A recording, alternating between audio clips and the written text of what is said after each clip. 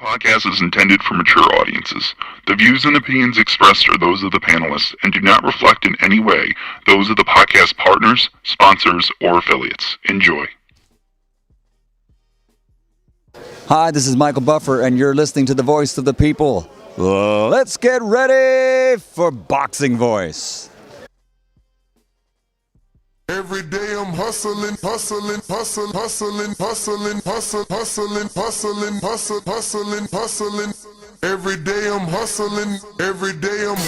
Hey, Daddy. Every day I'm hustling. You fight with nobody. This a dollar beat. This a dollar beat. BoxingWords.com. You won the belt with Hey, nobody. Daddy. BoxingWords.com. This a dollar beat. You never gonna get the fight, man. You're a horrible fighter.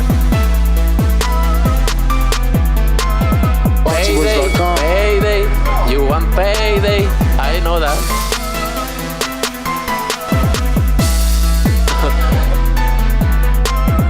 Oh, look this guy. That's the plan to go for the belt, and I'm coming, man.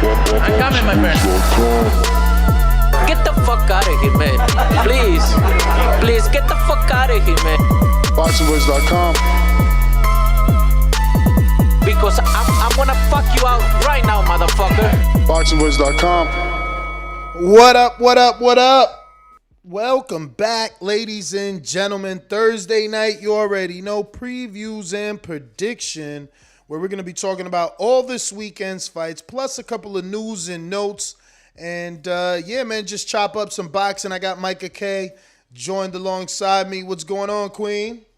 What up, though? TBV, what up, though, Ness? I ain't seen y'all in a minute. Yeah, it's been a minute for sure, man. You've missed a lot. Or should I say we've missed you and your reactions to so much. I don't know. Is there anything on your mind like that you want to talk about that you didn't have a chance to talk about because maybe you weren't on the show, or you just want to get into this weekend's previews and predictions? Ooh, it's been so much. I can't even really tell you. I can't tell you right now, but we can just get into the predictions and things like that. So, yeah, it's been too much because, you know, the lightweight, it's border wars. So the Thursday, yeah, I've been MIA because y'all been, on the go. Yeah. So I couldn't really tap in like I wanted to. So, yeah, we can get to the juice of this week. All right. Well, we got a lot of fights. I wasn't even aware that this many fights was taking place this weekend until I started to do the news and notes for today's episode. And, man, a lot of boxing. Golden Boy has a card. DAZN Matchroom has a card, and then there's like a DAZN Uzbekistan card, I believe, and a Showtime card. So that's a lot of boxing to preview and predict for sure. I don't know. Did you know there was that many cards on this weekend? No, I did not. That's why I had to listen. I had to hurry up. I was trying to rush and do the Beterbiev versus Browne after work. I just dropped that like an hour ago. And then I forgot it was Jake Paul versus Woodley. Tyron and then, like Woodley. you said, I was paying attention to the DAZN. So I'm like, man, it was a lot. It is a lot. I mean, we're going to get a unification bout on Friday night in Montreal on ESPN+. Plus. You have to have the app in order to watch Marcus Browne challenge the champion, Artur Beterbiev, who's the WBC and the IBF light heavyweight champion. He did struggle to make weight. Second attempt, he made the 175, so I don't know if that's going to mean anything at all. But that's probably the biggest bout of the weekend, I think. Commercially, maybe Jake Paul, Tyron Woodley is the biggest fight, but the most significant for hardcores and boxing pundits has to be Artur Beterbiev and Marcus Browne. And in the face-off, Marcus Browne doesn't look small. He looks like he definitely belongs in there. Taller than Beterbiev for sure. Yep, he got the height and reach advantage over Beterbiev. So, did you see the weigh-in? Did you know that Beterbiev came in a little bit heavy and then had to make the weight again? No, like I said, I was rushing. It just seemed like, listen, December seemed like it's that holiday. It's like a lot going on for me right now. But no, I still got to go back and watch that. I didn't peep that yet. So you saying he came in, like a lot heavier or just a little bit? How did he look to you? He looked fine. I Hmm. mean, obviously, I questioned how he felt. Um, you know, because you want to believe you're seeing something in the body language, but he looked fine to me. I don't know. It could have just been one of those things. I mean, we've seen guys before, be a couple of ounces over and have to go run. It's not really. I don't think it's a guarantee at struggling. Okay. Yeah, so like I said, with Beterbiev and Browne, I'm kind of more I don't know how you feel about this fight, who you kind of leaning towards. This fight, I'm kind of like, let's see. Even though I still did a prediction, because we know now that Marcus Browne has, connected with Derrick James. He got Derrick James in his corner, so that's significant. So we gonna see if Marcus Browne has, did certain things as far as progression, worked on certain areas. See, is he going to be able to adjust throughout the fight, because he's dealing with somebody in Beterbiev that is a power puncher. 16, what is it? 16 and over 16 knockouts. So Yeah, he's definitely a puncher. But I think that he's vulnerable. I've seen he's been put down twice. Obviously, Callum Johnson is a puncher, but James Page, no one's heard of him in the boxing community. He was able to put Beterbiev down. The thing is that Marcus himself is a little bit chinny. I'm pretty sure Marcus has went down 2 times in his career.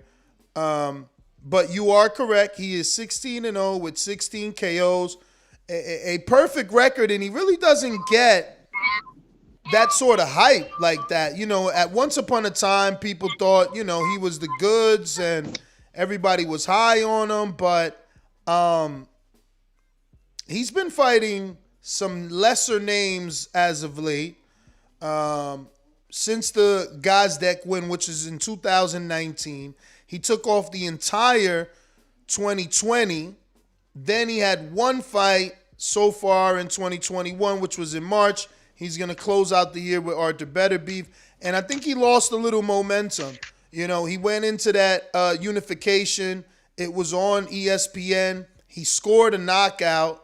And, taking a year off, I don't know why. Could have been a combination of just needing time off and COVID happening. But he definitely lost momentum, and he's not a popular enough fighter to be fighting 2 times a year, in my opinion. I don't know how you feel. yeah, that's true. To me, this is still more so if you are like a true boxing fan. Like you gotta really like paying attention to Beterbiev and Browne. Like you gotta really, really be tapped into boxing, in my opinion, because boxing already is more of it's like its own community, its own world. I watch other sports, and so we know it's other people that know certain names, and it's still, if you don't really pay a lot of attention to boxing, you might not even, like you saying, especially dealing with Beterbiev, you really might not know all the way. So with this fight too, I'm also looking to see, because with Browne, I want Browne to win this fight, but I'm looking for to see how Browne, as far as, is he gonna keep his guard up, because he has a tendency to drop his hands too. So I want to see what Derrick James, also what, once again, what have they truly worked on, because you can never underestimate anybody. Even though we know Beterbiev might have lost a little steam, you can't underestimate somebody that has that power punching ability. Yeah, that's the interesting element, but I wonder if that's what's gonna sway the betting line. Are we going to put our trust and confidence in Derrick James? He's proven at this point.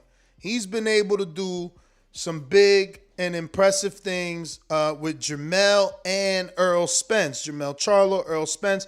Obviously, if I'm not mistaken,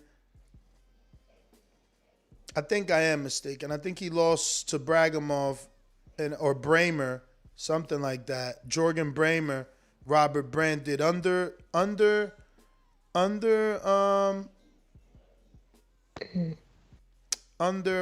Derek James, and then Rob Brant changed to Eddie Mustafa Muhammad, maybe?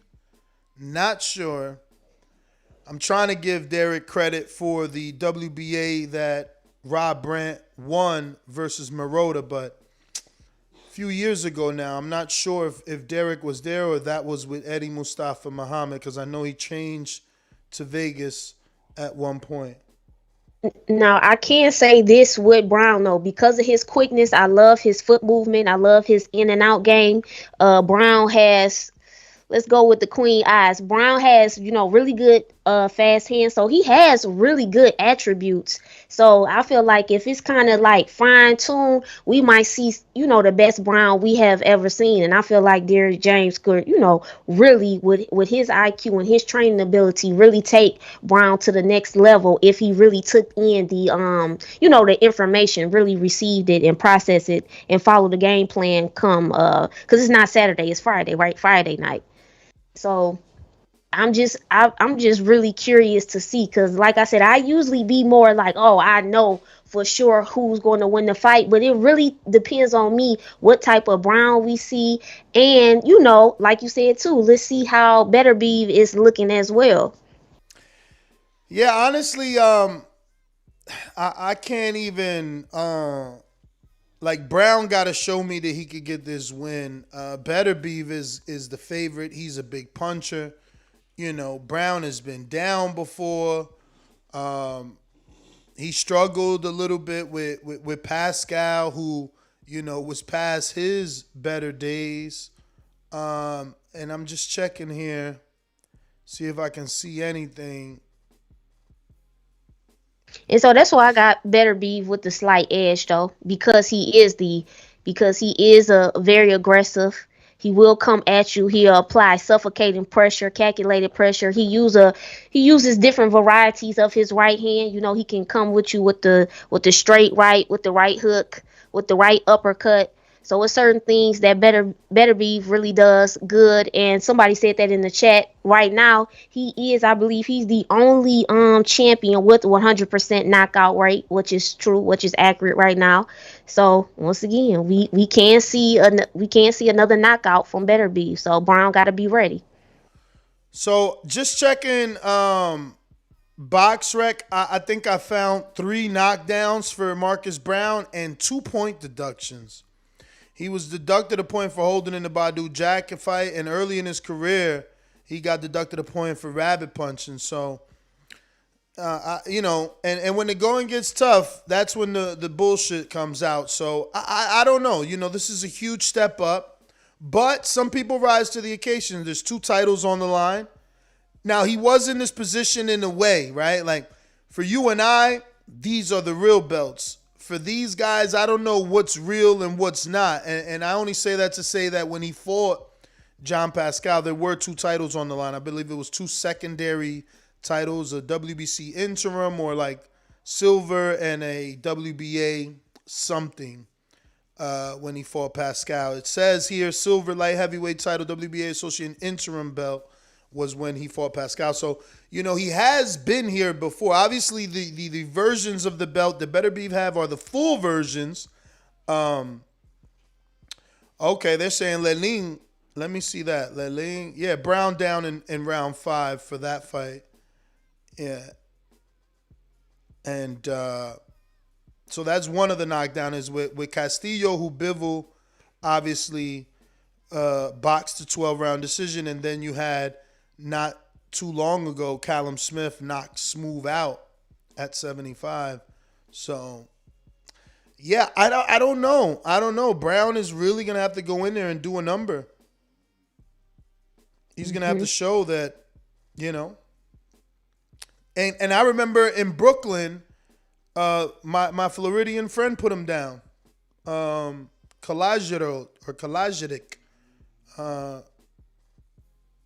No one, only Jeffrey could pronounce this shit, bro. Let me get him. But you shouldn't. I'm not you, but boxing fans should remember him. It was when PBC was using Barclays, and he was a Lou DiBella fighter, and he put Marcus Browne down, I believe, early in the fight or midway through. But see what Jeffrey says. Radivo Kalajic. There you go. Radivo Kalajic, whatever that is. But he's originally from Florida, St. Petersburg, but, born in Bosnia. So, yeah. Yeah, we gotta see with Browne. That's all I can say. We gotta see, because even when he faced Pascal, he was doing good at first, but it's like I don't know if he got too because it is a such thing as overly confident, or too comfortable. Make sure he stays. I keep saying make sure his concentration is there and doesn't lose, had that mental lapse either. Marcus Browne is a plus 630 money line, while Beterbiev is a minus 880. The over-under is at 8.5 rounds at a minus 120. So the bookies believe that Beterbiev or Browne will get it done in 8.5 or under. Or over. So the under is 8.5, and that's plus. So that's if you believe in Beterbiev, let's see Beterbiev. What's his knockouts been? What round?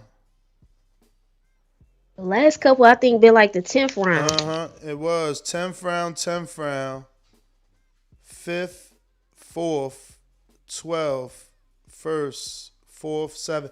I mean, I would definitely put some money on.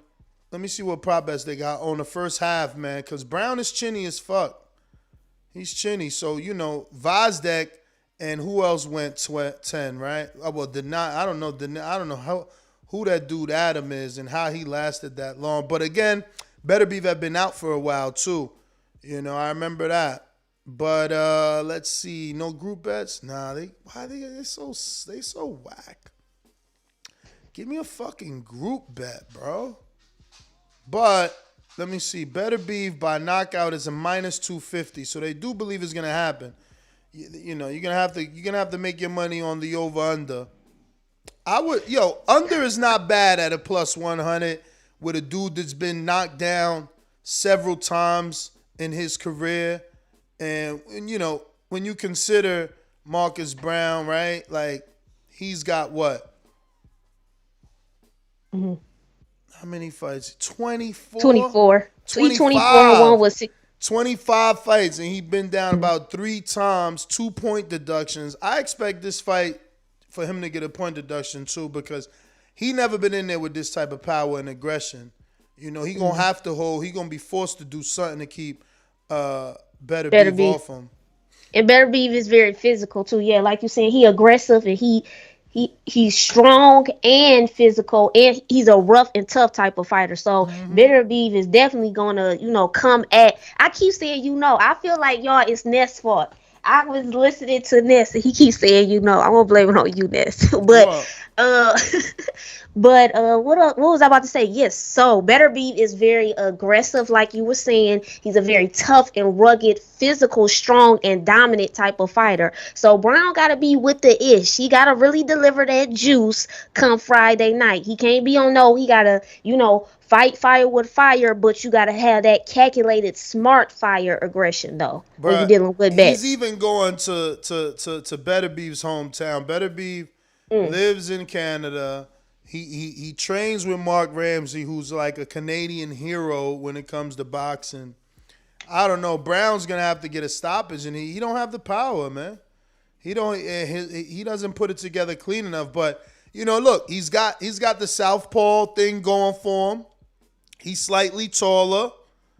I don't know that any of that is gonna work or help, but we'll see. He needs to utilize the jab well. We know whenever you're dealing with somebody with a lot of power, you have to keep the person who is very powerful at bay. I learned that from Timothy Bradley. But think about it. I mean, you're right about that, using a jab, and that's a good thing because I'm correlating it with the trainer.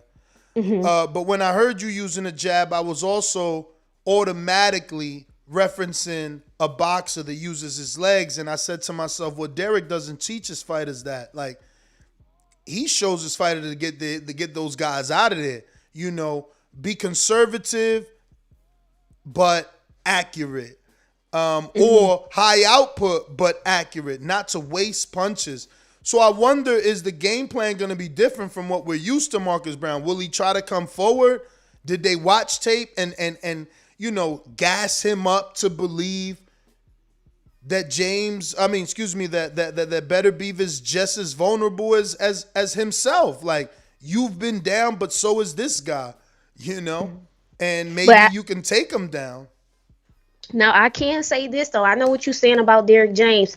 The last fight with Errol Spence versus Danny Garcia, what I noticed, though, Spence was utilizing the jab beautifully in that fight. So even I in believe the Mikey fight, though.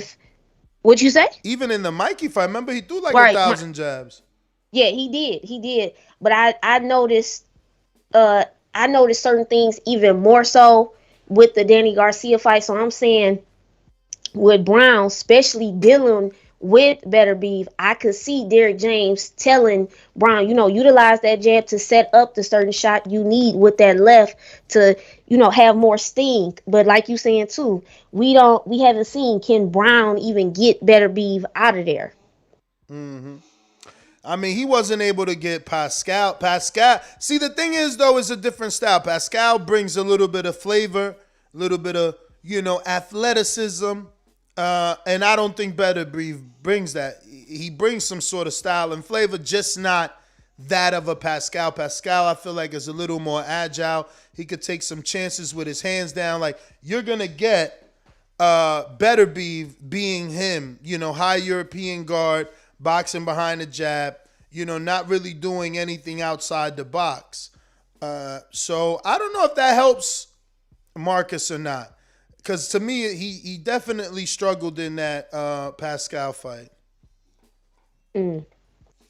Definitely. Oh my goodness, the way he kept dropping his hands down.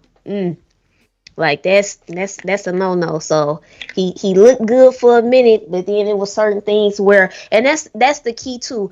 The sign of a great boxer is the ability to adjust throughout the fight and see certain tendencies and flaws that the other opponent has, and can adjust and really be able to do certain things to, what's the word I'm looking for, to capitalize on it, afterwards, to see certain things. So let's see if Browne is going to be, again, I know I'm being repetitive, be able to adjust to certain things Beterbiev throws at him in them early rounds. Then when we get to the championship rounds, if it makes it to that point, let's see what Browne is going to be able to do once we get into the thick of things, that juice around that 6th and 7th round. I'll call them the transition rounds, to see. Then we get, to me, that kind of lets me know who's a good boxer and a great boxer, because we see a transition when you get to that 6th through 8th round.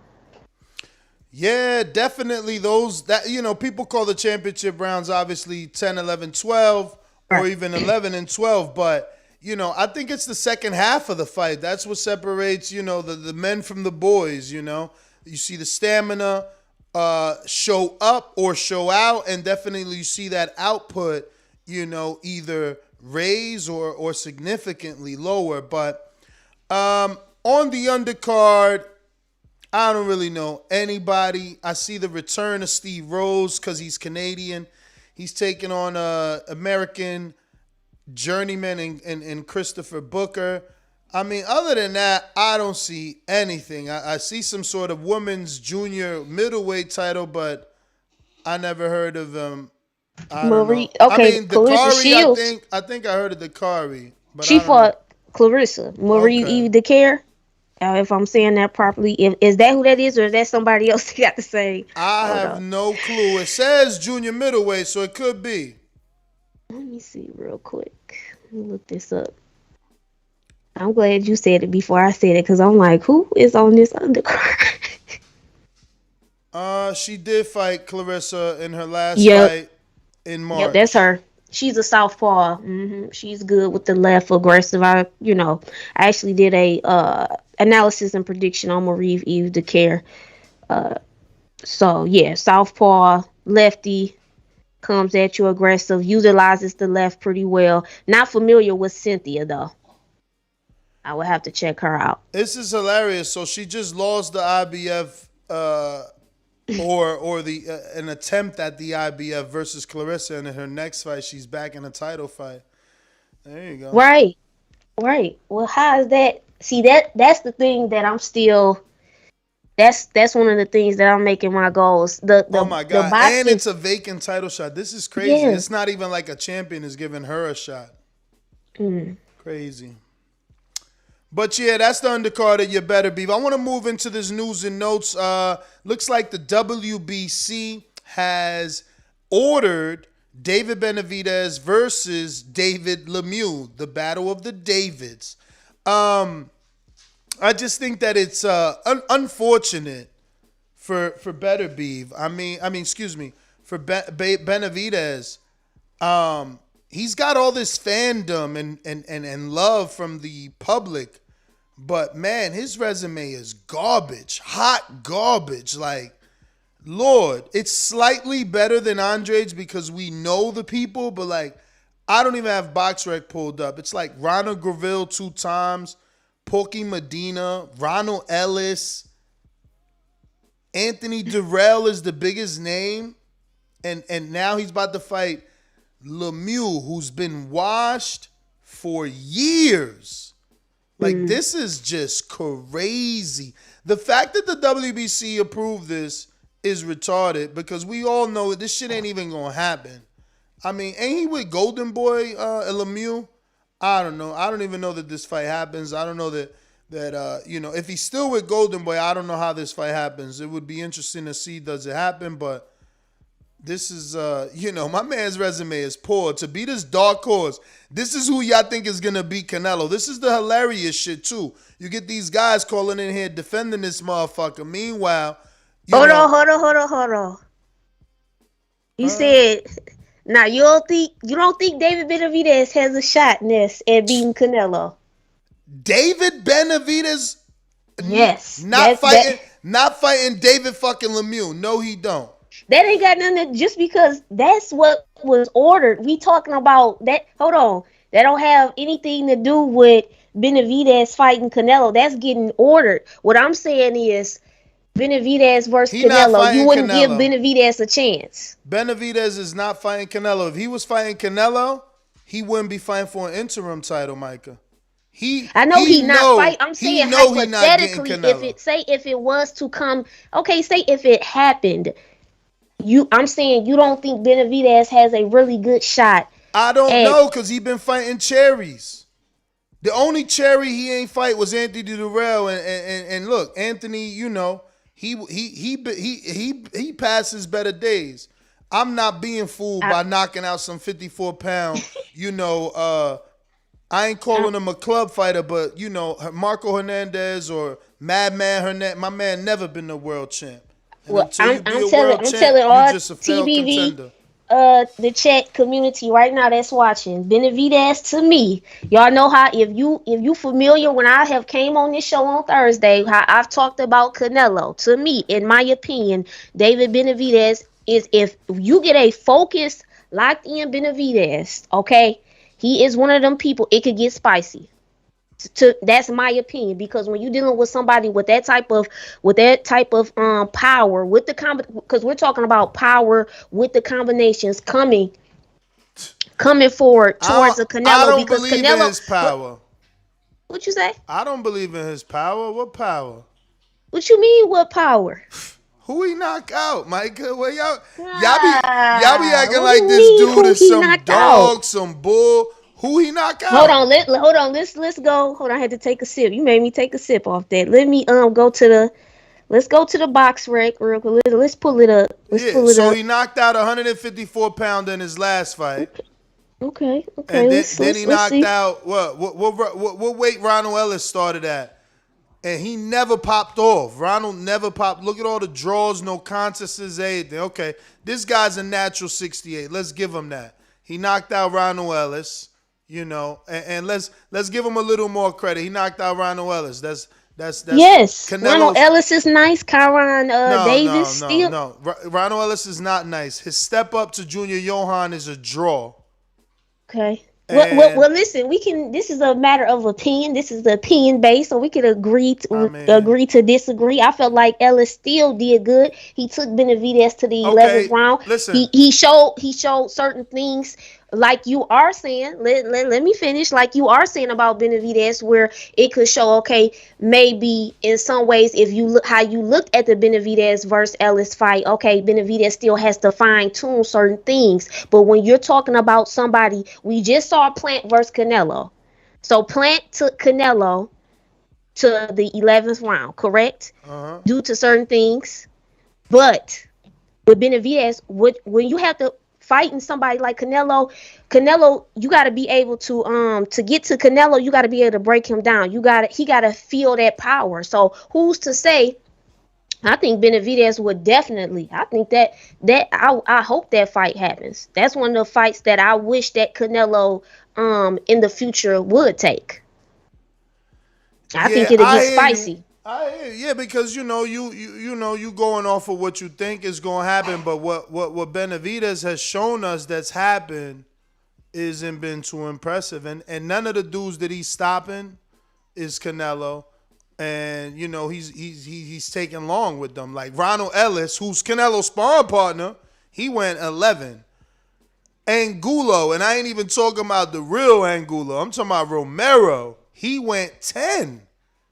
Like Darrell, who's, I ain't saying old, but he ain't young. He went 9. Like, I mean, I'm not seeing it. Ronald Graville went 24 rounds. Like, I'm not seeing it. You guys are crazy, but that's okay. I'm taking all cash bets on that day. Canelo versus everybody. Y'all tripping with this dude. And if they believed in him, Samson Lewickovic would have been made the unification with Plant, which he didn't. He's on record saying no. And since then, look at this resume. Like, this is just as bad as fucking Andre. Like I said, it's just these names. But Porky Medina, Ronald Graville, J. Leon Love, Anthony Durrell, Romero Angulo, Ronald Ellis, Kyron Davis. Man, that is not the resume of the man that's going to beat Canelo Alvarez. Yeah, okay, and we'll see once again when that day comes. And I'm not saying that Benavidez. First off, let me be very clear, and I'm not. Let me be very clear. Canelo, I would still have Canelo. It's going to be hard for anybody to beat Canelo, regardless of what anybody says. I'm talking about purely. It's not even about me protecting another fighter or saying I'm going based on what I see when I said it. Brandon, shout out to you. I saw you in the chat. I'm not saying that you saying that towards me, but I'm just saying that I'm going based on what I see as far as the pure boxing skill set. When Canelo gets in that ring, it's going to be hard for anybody to beat him. What I'm saying when it comes up against Canelo versus Benavidez is certain things that I see that could make the fight an interesting fight. I feel like you have to give Benavidez that credit, because due to his power, due to his age, due to certain things that in his abilities he can do. To me, you just said Ronald Ellis trains with Canelo. To me, that's significant. So he still learned some certain things from Canelo. So when he got in the ring with Benavidez, it showed Ellis to me still did things well. Anthony Durrell, we cannot just walk over. To me, Anthony Durrell has high quality boxing. Anthony Durrell was going life and death with Yildirim, man. I don't know. We gonna have to. I don't know. Listen, we'll see. We'll see. If that fight comes about, we'll see. Just like I told y'all what was gonna happen. Of course, I don't want to be overconfident, because we all gonna be wrong, and boxing is unpredictable. You never know what can happen on any night. But just like I said with Plant and Canelo, that prediction, and certain people thought I was crazy then. I said Canelo gonna get Plant out in the late. Now, I wasn't one of them people that was gonna say he was gonna get him out early, because in my mind, I was thinking, okay, Plant should be able to last to a certain point. And we're not even talking on the fact that how about Plant versus Benavidez? Who I want to know who people think on. They didn't do it when they had belts. They ain't gonna do it now. That's how I look at it.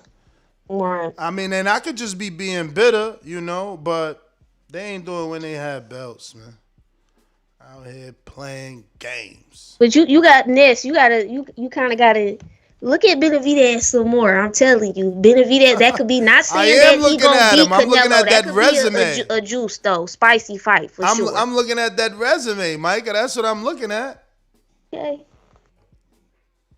And that resume, sheesh, that shit hot garbage. Yo, the fact that he about to fight Lemieux right now, Lemieux started at 54, right? Oh, you ain't know that. Okay, yeah. David Lemieux started at 54. I just hope you know. Like, he's on some Charlo shit. He said, fuck it, Charlo don't want to fight me, so I'm going to do what he do. I'm going to try and rack up as many motherfucking 154-pounders as possible. Because, like, David, I'm 100% sure he started at 54. I'm Googling it right now just to look better. But, yeah, look at that. 55, 53, 54, 54. He had a whole career at 54. Then he moved to 60. Yeah, I mean. So why you think he not getting what's the deal with Benavidez? Why he might not be? Him. He young. Remember, what he 22 years old? He young. They trying to make sure he's 25. They trying to make sure he ain't a kid no more and make sure he done playing games. Remember, he lost his belt. He was partying.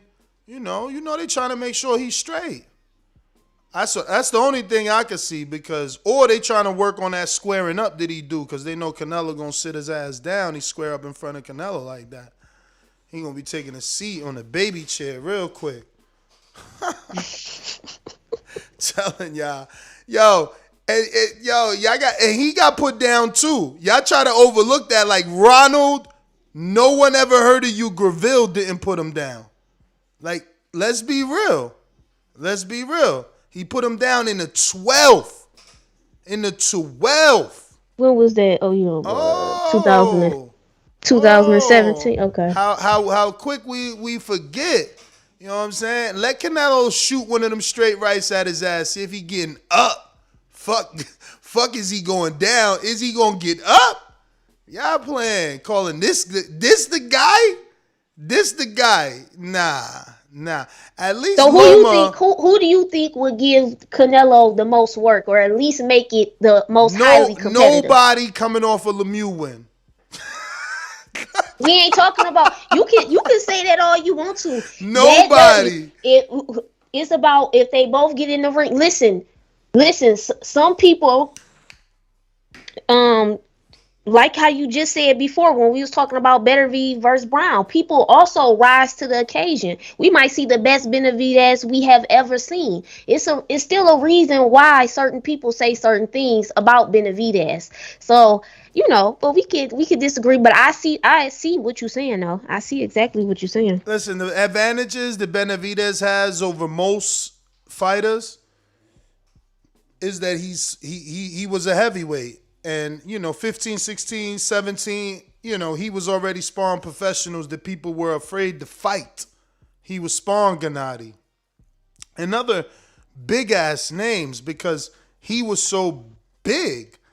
But Canelo spars heavyweights too, and he has like a trailer full of experience. Benavidez is a little trunk in a Fiat. You know what I'm saying? Like his experience is that small. It's a little baby trunk in a Fiat that he doesn't even fit in. Canelo's, he just got so much experience. It's a trailer behind his career. I just don't see it. I don't see it. Canelo's nowhere near old enough neither. Like, whenever they give Benavidez a shot, Canelo's going to be what, 31, 32, 33, still in his fucking prime? Like, there's no way this dude... And again, look, this is the experience they're trying to give him. David? He's about to beat Canelo because he fought David Lemieux in 2022. Because it ain't happening this year. Come on. No way. No way. And this is sad because he needs to holler at Al. You know, you've already said you're willing to take vaccinations. You're willing to do a catch weight. You know, it's obviously the Mayweather green print. You doing everything you could to make the Jamal Charlo fight, and this is the best they come up with because Charlo doesn't want to fight you. You got to fight David Lemieux. Hilarious, man. Come on, and it's not fair that because he's Mexican and Ecuadorian, we ain't going to shit on it. But when it's Charlo and it's Andre fighting 54-pounders that nobody gives a fuck about, they get put through the ringer. Let's put this guy through the ringer. Come on, you can't be out here calling out Charlo and Canelo and turning around and fighting Lemieux. Lemieux is like dog shit. And I say that with all the respect in the world. All he got is a puncher's chance. We all know that. He got a mere chin. Like, y'all crazy, David Lemieux. Hilarious. This is WBC is protecting Benavidez. We all know it. They don't need to make an interim fight, so that's protecting them from the Canelo inevitable ass kicking. And they're putting him in an interim fight with David fucking Lemieux. Like, Lemieux is a wet paper bag at this stage of his career. Yo, it's hilarious. I swear. See, I keep it all the way around. I don't care who's the fighter. Y'all don't do that shit. And I'm not saying you, Micah. I'm saying in general, like, the public, how, in 2022, how is this okay? Like, David Lemieux in 2022 should be fighting like David Morrell. You know what I'm saying? And even that looks bad because Morrell's a regular champion. But Morrell got like 6-7 fights. Benavidez got like 20-something fights fighting David Lemieux in 2022. This shit is comical. This shit is comical. Comical. For real. I mean, hilarious. I don't get it. But I guess I'm a hater then, man. I don't know. Shout out to the WBC, man. Protecting. They making an interim title when the champion's available. Champion ain't even announced a cruiserweight fight. He ain't announced no bridgerweight fight. He ain't do none of that. They making an interim title because they like, fuck that, man. We ain't putting you in there, champ. We trying to get that Mexican money from both of y'all. So I got a quick question for you. Who would you have Jamal versus Benavidez? You going with Maul then? If they was to fight? Who you got? I don't know, but I probably lean towards the champion that kept his belt, that was disciplined enough. I know he's shown some drunken days, so some will try to, compare that to Benavidez's partying, but I think that Charlo obviously parties less. This Charlo, big Charlo, he lives with his family. He lives with his wife and his children. I smoke. Some people drink. That's their problem. You know what I mean? But I think that Charlo at least was disciplined enough to keep his belt. He's been defending his belt. And he's got that amateur background. He's got that. He's technical. He's with Ronnie. Obviously, people will probably lean towards Benavidez because of the Kurabov fight and other things. But I seen that Derevyanchenko fight in a different way. I was very impressed with Charlo's defense in that fight. It was nice. Did you see who Derevyanchenko just fought last? He's nice. I did see who. I was live at that fight. Is he Dominican too? He is. Carlos Adames is Dominican de lo mío. Shout out to him. He got the win, and he impressed me because I didn't think he would get the win. I thought, I didn't know how that chin was. He wasn't looking good with the chin, but he was able to withstand the storm. And he got through Derevyanchenko. Tough fight. But Derevyanchenko's on like his fourth straight loss or something like that. You know what I'm saying? He like Lemieux right now. I like Benavidez. I really feel right now. Of course, I gotta go back. I love going back and watching certain fights again. So I gotta go back, do my own research, see how I feel. But I definitely like Benavidez, and I could see that fight for sure. Once again, I could see. Listen, I could see him doing a few things towards Canelo because of that power and that combination game. I just like certain things that I see from Benavidez where I see it could be spicier than what most people think it could be. Yeah, the only thing that's gonna be spicy is the baby food Canelo put in the high chair when he sit his big ass down. That's all. Come on, man. Ronald Graville put him down, man. That's going to fight week. I'm going to make sure to go to fight week just to say that. Like, yo, if Ronald put you down, you think Canelo puts you down? Like, come on. Like, talk to me. I don't know. But listen, moving on. We got hella fights to talk about. That was just I knew that was going to be it. But anyway, giving you the facts, it's going to be for an interim WBC interim 168-pound avoid Canelo belt, and it'll be on Showtime, televised in April or May. Speaking of Canelo, let's see if he tries to go on the Canelo date. You know what I mean? Doubt it. So moving on to Jake Paul, Tyron Woodley, 8-round cruiserweight fight with a $500,000 knockout bonus for Mr. Woodley. I don't really got too much to say about that. I don't listen, man. Woodley, that was lackluster. That's the best word I could use for Woodley and Jake Paul. I hope Woodley do something a little better. This part two, you don't think they going, try to come with something different from the first? I don't know. I'm gonna be honest. I'm not paying for that. No, definitely not. Not after that first one. It really didn't. And the only reason why I would pay is because I do want to support the other boxers who's on that undercard. Yeah, Amanda Serrano. I mean, listen, you gotta even be tapped in. Let's ask TBB family. Do some of you guys? I know people who watch football and basketball. Deron Williams versus Frank Gore. You kidding me, right? You kidding me? Who in the chat knows who Deron Williams is? You got to be tapped into basketball like me to even, what? No, I can't do it. I can't do that one. I'll let everybody else tell me what happened. Woodley, I don't know what that was. Let me know how you feel. That first one didn't really do nothing.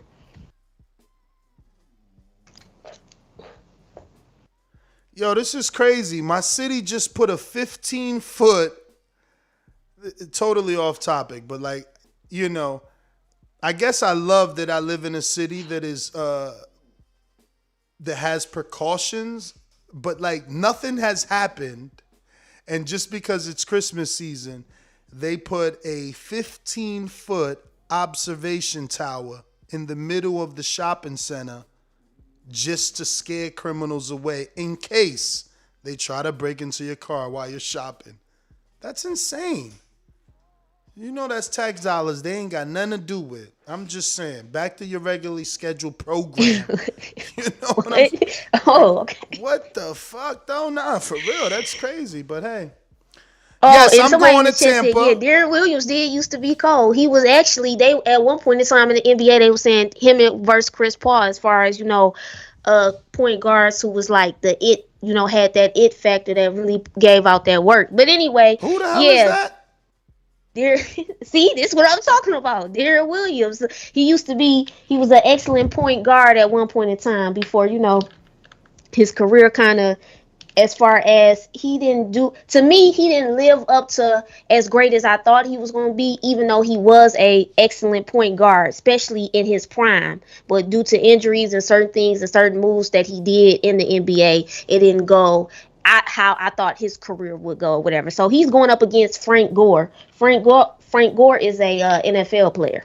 So, Yeah, I heard of this Frank Gore thing. I don't know who Mr. Williams is, but they heavyweights. I seen Gore training with somebody.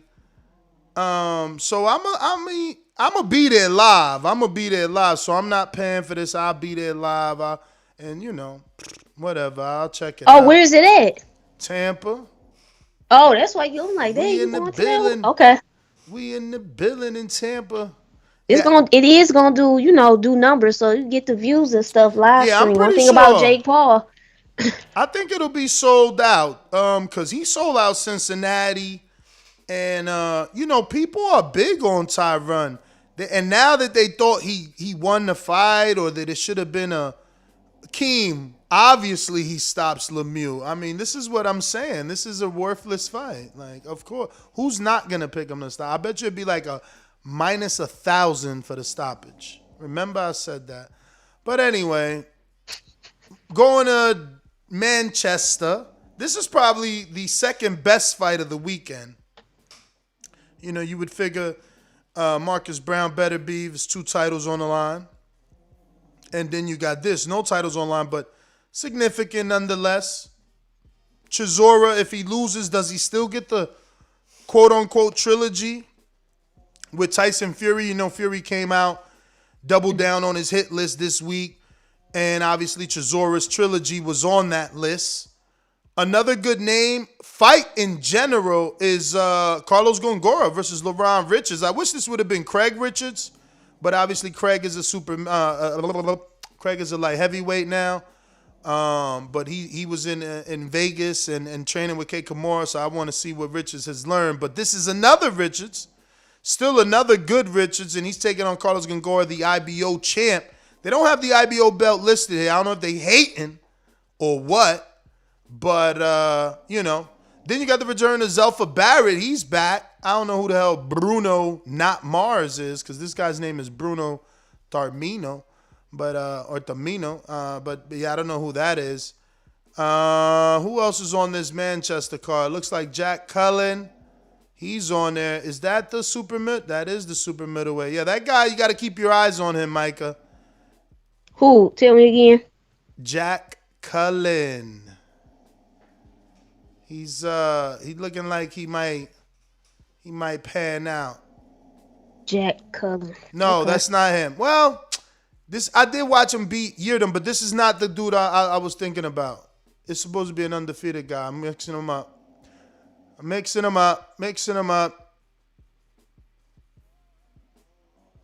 And who else is on here? Jordan Thompson. No. Yeah, that's about it for me. I'm tapping out.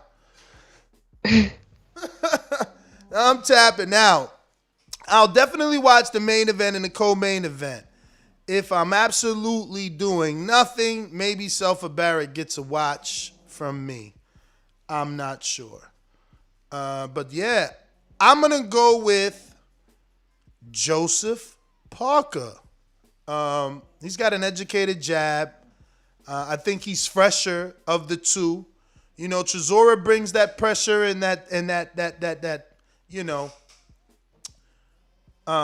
come forwardness and aggression, but it's never really effective aggression. But I'm gonna definitely pick Parker to win a decision. I don't think he stops Chisora. You know, not many people have done that.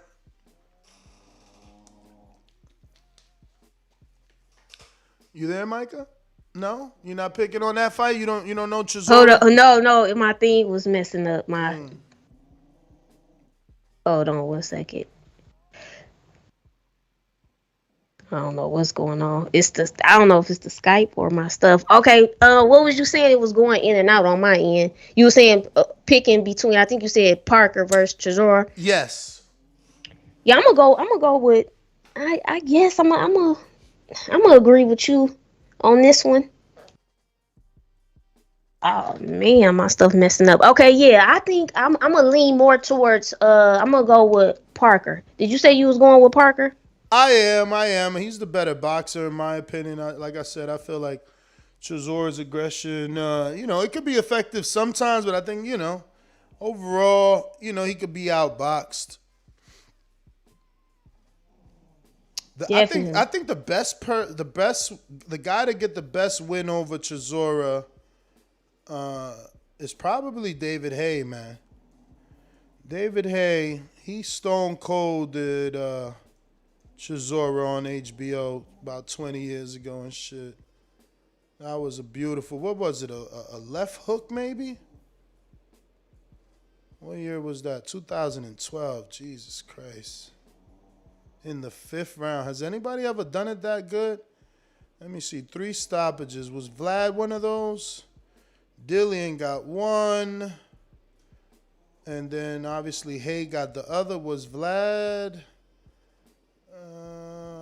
Damn, he went 12 with Hellenius. Yo, Chisora's been around the block. How old is this guy? 37, bro. He's a fresh 37. Even with all those fucking rounds, bro. He still gives you, you know, every bit of himself sometimes. David Haye. Tyson Fury. Tyson Fury. Good old Fury got the stoppage over this guy. He retired on a stool in the 10th. He's durable, man. Parker's going to get the decision. What's the betting line for the decision for Parker? Let me check my bookie. Yeah, he ain't getting no stoppage. Parker be fucking boxing first, man. Does anybody even remember the last time Parker even got a stoppage? Does he stop anybody? Sheesh. Let me see here. Checking the betting lines on mybookie.ag, where you can use the code BETTBV if you're going to make a bet. Bet responsibly. Let me see.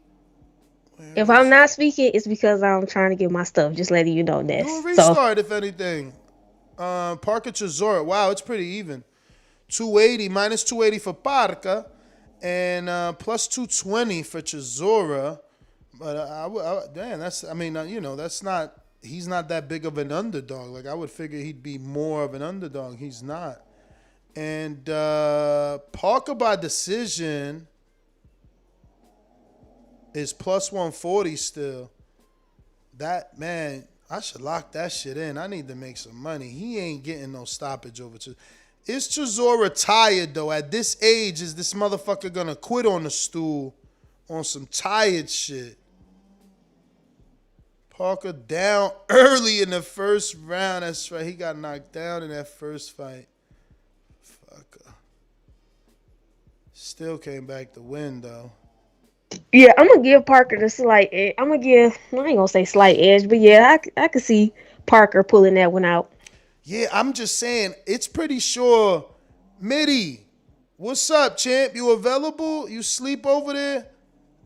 I'm thinking that decision is a sexy bet at a plus 140. Let me ask my little betting people over here, because that feels right. He ain't stopping.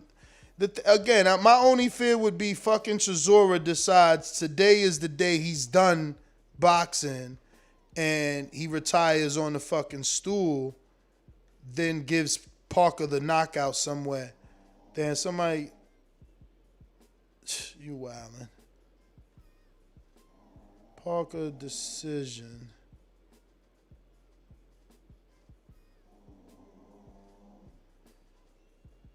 But yeah, I'm gonna go with the decision. Let me see what else. So then Gongora. I'm gonna go with Gongora.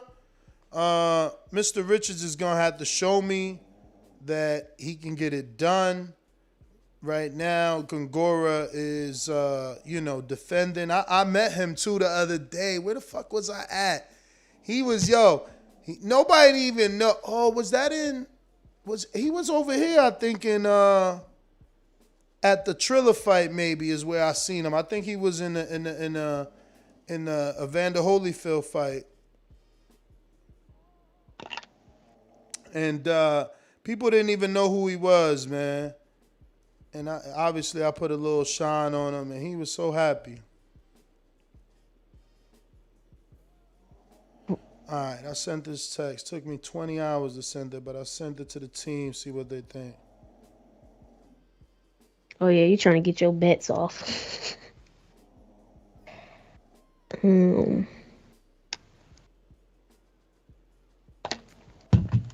Hold on. So Do it's you know Gongora or no? You're not picking on that fight? You don't know her? no. I'm not as no. I'm gonna have to lean towards your decision on that one. I'm gonna have to trust your judgment. I hope I'm right. I think I am. I'm pretty sure. Let me check out Richards. He's undefeated, but he's been on a domestic level. I've watched his fights. I don't think he's taken a step out of that domestic level from what I'm looking at. It ain't there either.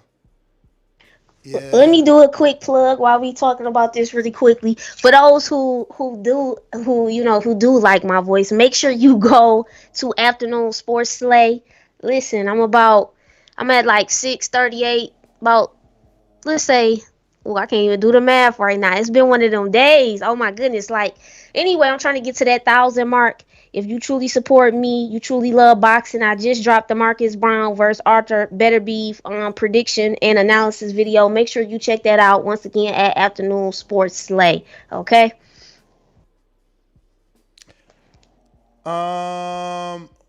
So, yeah, I think I'm going to stop there in terms of predictions. But we do have another fight, and this is the crazy one. This is also on the zone, but it's going to be, let me go back to the schedule. This one is going to be in either Ukraine or Uzbekistan. Let me just double check. But yeah, this is what I'm saying. The zone obviously doesn't care because they got like 3 different cards on the same weekend. They need to just go ahead and cut some checks to Al to bring them fighters over there, so we ain't gotta have all these damn pay-per-views anymore. Cause they proven it with this weekend, man. Everybody's getting TV time that's on the zone. But let me see, boxing sketch. So it is in Uzbekistan. This is happening in Uzbekistan. Israel Mazradov versus Michael Sorrell. Don't miss this fight. You can watch it on the playback. I mean, you ain't got to watch it live. But that's a real fight. That's a real fight. That's for Israel, let me see. I think, let me double check who he's beat. I know he got a couple fights, and he's already on a tear in the division. Yeah, he's 7-0, 5 KOs. He beat Eric Walker. We seen that. Eric Walker's from the Contender. And that's about the biggest name he got. So Sorro is a huge step up, though. But it's going to be in his hometown. So that's the bad part. Hold on. So when are all these fights coming on? They all coming on at certain times on Saturday? Or... Yeah, let me tell you, this one is on a Friday. This is going to be Friday on the zone tomorrow. Boxing is wild. Listen, this is where I be tweeting. Oh, it's no joke. Ain't this the dude? Ain't this says super middleweight. I was about to say, ain't this Jamel Charlo's mandatory, Malakuliev, but this another dude?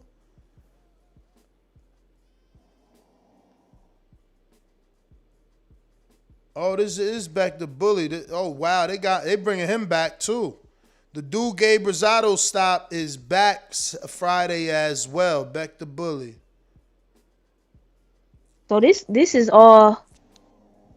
That's crazy. That's because they launched. I think they launched the zone, like Uzbekistan or Ukraine or some shit. So they doing a whole card out there. That's what's up.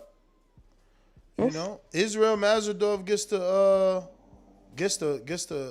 fucking main event in his hometown. That's dope. His first 5 fights have been in America, so he gets to go home with 7 fights. That's decent. That's decent. But yeah, don't miss this fight. Michael Sorro is no slouch. Let me see the issues. I gotta check like what time. Oh, all man. this come on. See, this is the problem with boxing. Michael Sorro hasn't fought since 2019. This kid is good too, man. I don't know that he's gonna be good with that sort of a layoff. That's like 3 years, man. What the fuck? This guy is terrible. Damn, and Mitty, ain't this one of your boys from France, man? This dude is nice, man. He beat Greg Venditti. That's a common opponent with Laura. The minute I start watching it, let me see where that fight is at. Not the Castaño fight, not the Glenn Tapia. It was one before that. I think, oh, there you go. They robbed him in that Douglas fight. They gave him a draw in that Douglas fight. Bruh, I ain't gonna say just him, but him and the dude Katsides that went to jail for racketeering, man, they ruined Michael Douglas. They ruined Michael Douglas. But that's when I first started watching him. Dan, that was 2014. I got hip to him. He put hands on Douglas. I'm like, what the fuck? After that, I've been watching him. Then he put hands on Glenn Tapia real bad. And I was really locked in after that. And he went all 12 with Castano, who's the puncher. You know what I'm saying? This is going to be a good fight. You know, he might upset Masvidal. Obviously, Masvidal has a little bit more power at a 71%. But Soro, he's not just a pure boxer. Like, he's got power. He's got a decent knockout ratio. He gets your respect. He's a good boxer. He's not short. This is a good fight, but it's a good fight and a bad fight because fucking guy's been out since 2019. That's insane. 2021. So he's been out 2 years.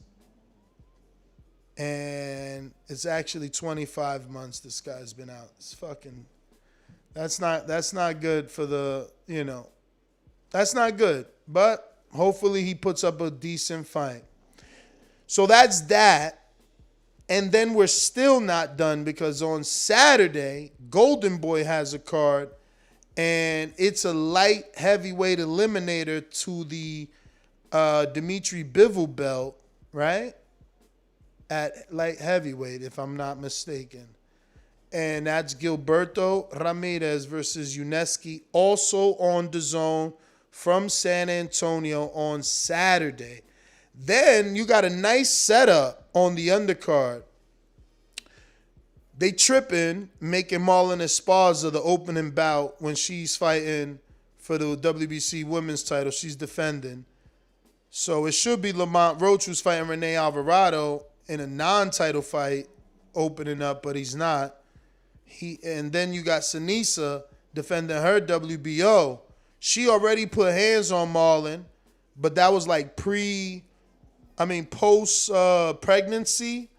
So Esparza, she had to get off all that pregnancy weight and all that. They probably setting this up to do a unification. They both in the flyweight division. They both have titles. So hopefully they both win and we get the rematch because, you know, there's really no names in those divisions other than them that I know of anyway. But this is a whole nother card on DAZN. So DAZN giving you definitely some bang for your buck this weekend. They got 3 boxing cards. Golden Boy Matchroom, and then I guess Matchroom fucking Uzbekistan. Crazy. Ooh, that's a lot. Mm-hmm. A lot of boxing for the boxing fans if you tapped in like that. What's going on, guys? Can you hear me? Rated business. What up? What's up? Mike, I just checked out your page. Shout out to Afternoon Sports Slay. Just subscribed. Appreciate you. Thank you. I know. You got a the YouTube, community you have slipping. a YouTube channel? I do have a YouTube, but I don't really take care of it like I should. So, give me a couple weeks and I'll make it look nice and pretty for y'all. Okay, yeah. Let's get that. Let's definitely get that up. And Ness, listen. Now the next time I come on here, starting in the new year, when I come on Thursdays, you are you gonna make sure to have my intro?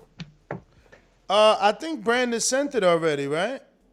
Yes, and this is the second time. Now you know the queen wants her intro. Is your queen to be? Let the queen get it off real quick. Let me get through it. Let's break it down. TheBoxingVoice.com. I'm going based on my eye test. You ain't nothing but a secret fan. Thank you. I love you anyway. I'm gonna be confident and I'm gonna stand on my ground. No, I see you smiling in your face. I don't know, maybe you looking at the chat. Subscribe to Afternoon Sports Slay, and my ID is at MK Sports Slay. Going to the top. I'm looking for true, loyal supporters. And This message was brought to you by SDS Promotions. The boxing voice. Okay. I like it, but I want to make sure when it drop when I do the Thursdays. Listen, but when I come and I pop up, but I'm gonna message you that so you can be reminded. Yeah, I need that. I needs that. But I'm gonna go ahead and pick Ramirez.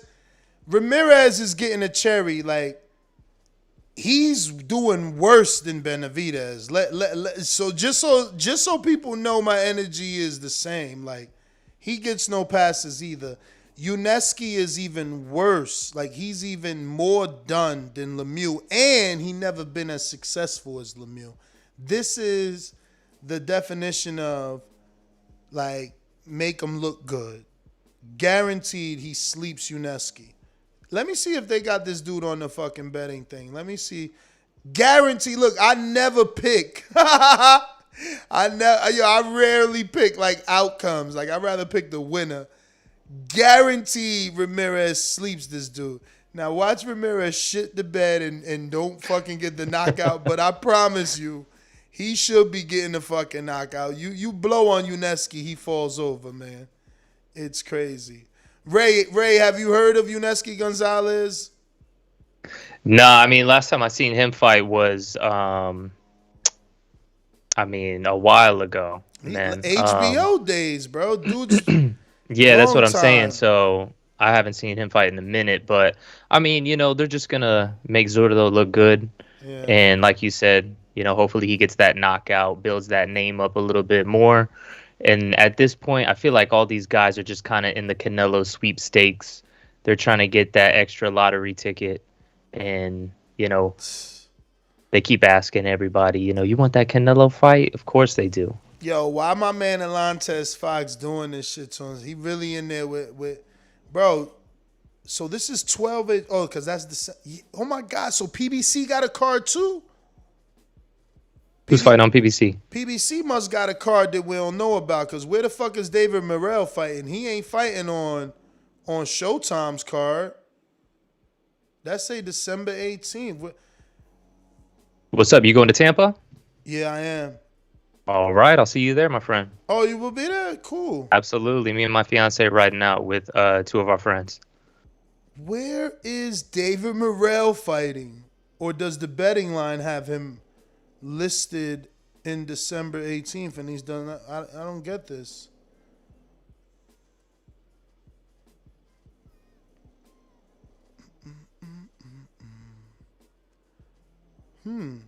That's interesting. Saturday, December 18th, 8 p.m.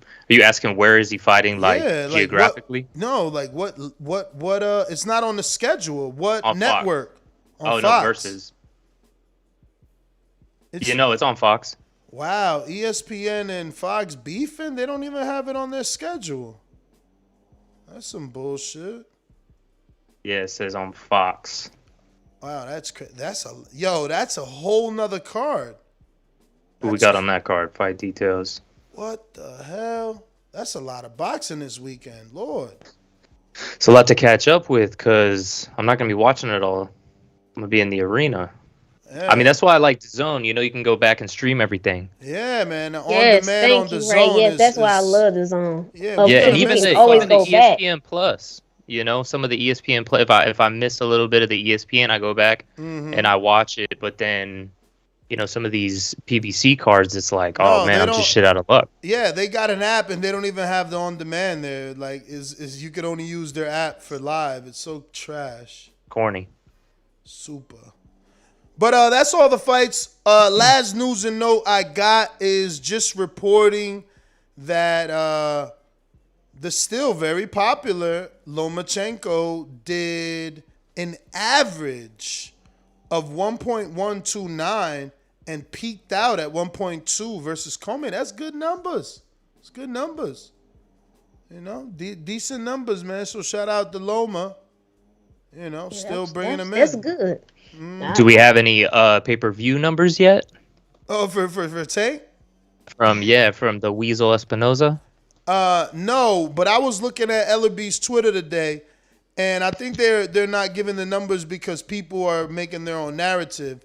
I seen him saying something about how Espinoza answered a question about digital buys and said that just digital U.S. buys was 100,000, and people have taken that and switched the narrative Out of context.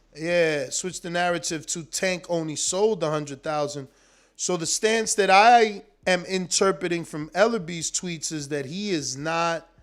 They're not in any rush to say anything because people are gonna do what they want. Like he went as far as to bring up Mayweather Guerrero and how, you know, they were saying they did $1 million and writers were saying they did 900. So he was like, man, we've been here before, you know. So yeah, I don't know that we get those numbers. Yeah, I mean, if they don't release those numbers, then I feel like it's for a reason. But I definitely, you know, just to kind of gauge, I feel like we should get those numbers. Also, I want to hear, you know, what the conversation goes like between you and Lady Shan once those numbers come out. I heard that episode the other day. Oh, I heard that too. I wanted to put a little input on that as well, but I'm gonna pump the brakes on that one for right now because I don't know if you know, Ray. I'm one of my favorites is Tank. I know a lot of people in this community is very, you know, it gets real spicy with the Tank debates and going back and forth. Is he truly a pay-per-view star? Is he not? The numbers, like you said, you know, I was waiting too because I've been paying close attention to Leonard Ellerby's tweets as well. So I was waiting to see were they gonna release the numbers. I wanted to see certain things. I have a difference of opinion of it anyway because I'm like, I agree with Ness in the fact that when he said Isaac Cruz was it was the replacement. It was certain things. Of course, certain people are going to say it's excuses, but looking at it overall, boxing to me, because I don't just watch boxing like some people might on this channel. Boxing is such a niche sport that I still feel like certain things are are still good because I don't hear too many people. Boxing is one of those sports where if you're not really, really plugged into it, a lot of people don't even know certain names and certain things like that. So I just really look at it from a different perspective. I want to make sure I get all my research and sources really, really tight because I know this debate is going to come up a lot and I'm going to come with it when the time comes for this. But I was trying to wait too, and I was interested. Yeah, that debate that Ness and Lady Chan went back and forth a little while back. It was good, and I saw certain points from both sides. Yeah, definitely. You know what? I will say the shame is that I feel like at the end of the day, whatever the number isn't going to be an accurate assessment of Tank's stardom, due to the fact that they sold this on a Sunday. Right during football season. But doesn't that show his stardom? I mean, 15,000 in LA on a football day during a football game. Well, yeah, I mean, people are gonna show up in person, but around the country, who's gonna actually buy the fight? Especially the fact that they're selling us this fight. I mean, my thing is I was a little upset that they were selling me this fight for $75 on a Sunday night, bro. Like, you gonna ruin my Monday. I was a little hot on Monday morning. I can't even lie, man. I was like, damn, I got no sleep last night. Main event wasn't over till like 1 o'clock. I had fun. I hate to be the guy that I'm like considered the shell, but I went there live, man. I didn't think it could be done. Like, this dude did it in Atlanta on a Sunday, turned around and did it in fucking LA on a Sunday. And it's like I said, man, I'm from the East Coast. I'm not used to those type of Mexicans in LA. LA Mexicans a whole nother level. That shit was a movie, bro. Tank brings out listen. I went to Haney and then flew straight to Tank from from Vegas to LA. Different energy. The crowd was just, listen, both had amazing crowds, but Tank got a And Tank had certain people. crowd. This is another thing. Regardless of whether people agree or disagree, you had Carmelo Anthony at that fight. You had Kawhi Leonard. And so when I'm naming certain names that certain people in the boxing community might not know or don't watch a lot of basketball, when you're bringing certain names of that high caliber, it still lets you know that Tank is a star. In particular, listen to me closely, in particular with the climate of boxing right now. We talking about 2021 going into transitioning into 2022 with the pandemic still going on, everything. Then you're dealing with, they have to compete with basketball, with football, in other sports. So it's not a lot of people that know too many names in boxing. You have a Canelo, okay? You have certain people. You have a Spence.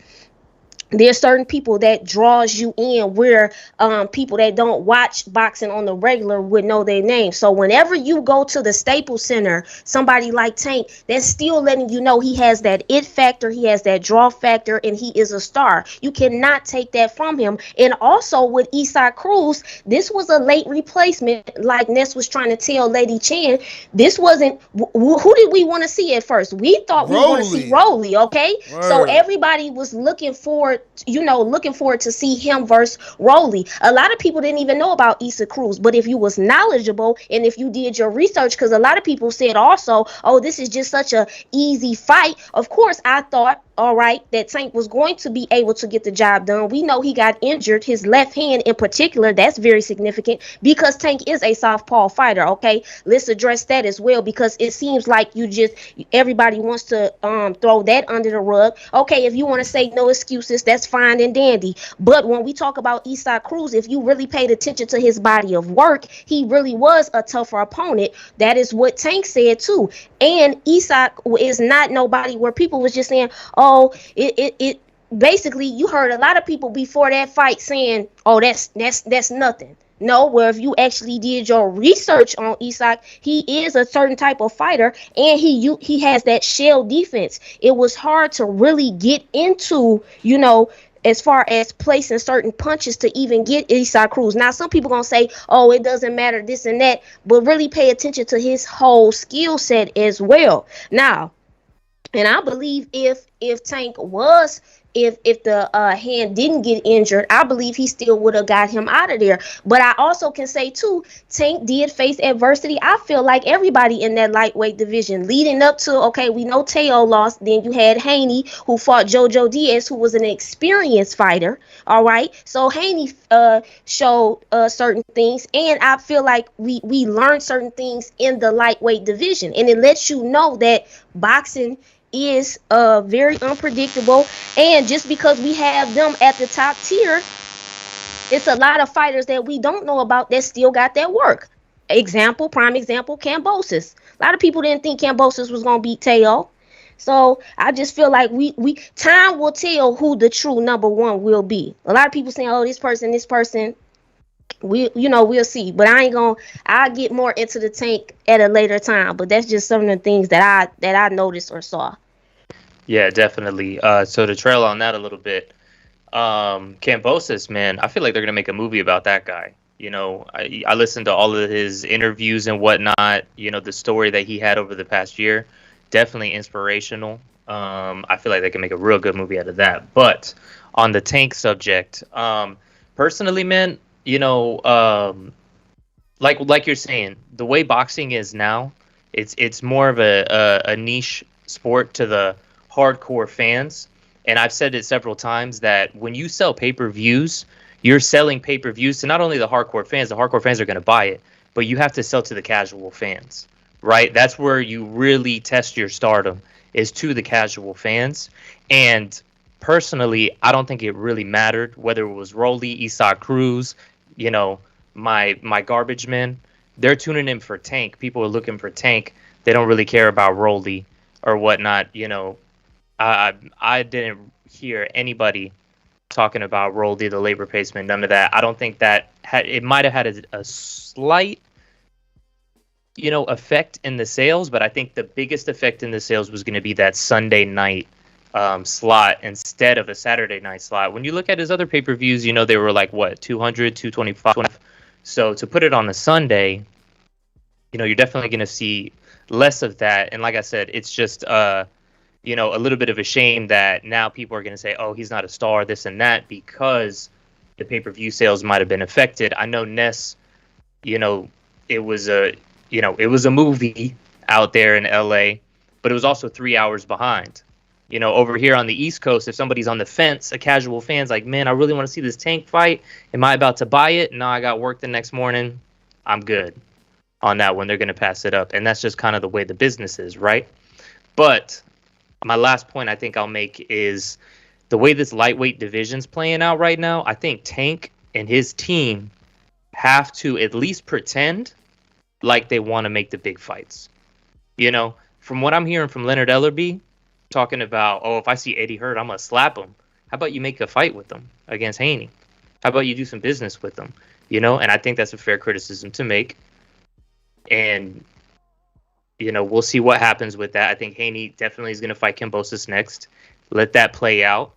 Davis will definitely, most likely fight Rolly next. I think the biggest money fight, biggest pay-per-view money fight in the whole lightweight division right now that sells 1 million or at least close is Tank versus Ryan Garcia. I see Ness shaking his head. Let's hear it, Ness. Blasphemy. Bro, you got Ryan Garcia with 8 million followers. Tank is a star. Both of them are going to talk shit back and forth. They're going to get all that Instagram hype. 800. What you think, Queen? Hold on. I don't know if it's me. Do you guys static? Hold on. That's Ray with the static. I'm just dealing with it. My mic right now? Hold on. And I'm trying to see if my headphones. Okay. I do. I feel like that would be, Tank versus Ryan would be good. Now, remember, they saying we can only go by. This is something that I'm still learning too, because the business side of boxing is so, it's a lot to even digest to really understand the politics, the business. They were saying that was on the table for Davis, for Tank and Ryan Garcia to fight. Is that actually going to happen? I don't know. I do feel like that would be major, but do you think Ryan Garcia, as far as will it translate to pay-per-view numbers, because he's a social media star? Right. He's more of a Instagram, Twitter star. We got to see Ryan Garcia got to get those true boxing fans back in, because we have not seen them. So what, the thing about Ryan Garcia is everybody is saying now, all you doing is talking. You're not getting in the ring. We ain't seen you in a while, even though he fought once, right, against Luke Campbell this year. Yeah, but January 2nd, so barely this year.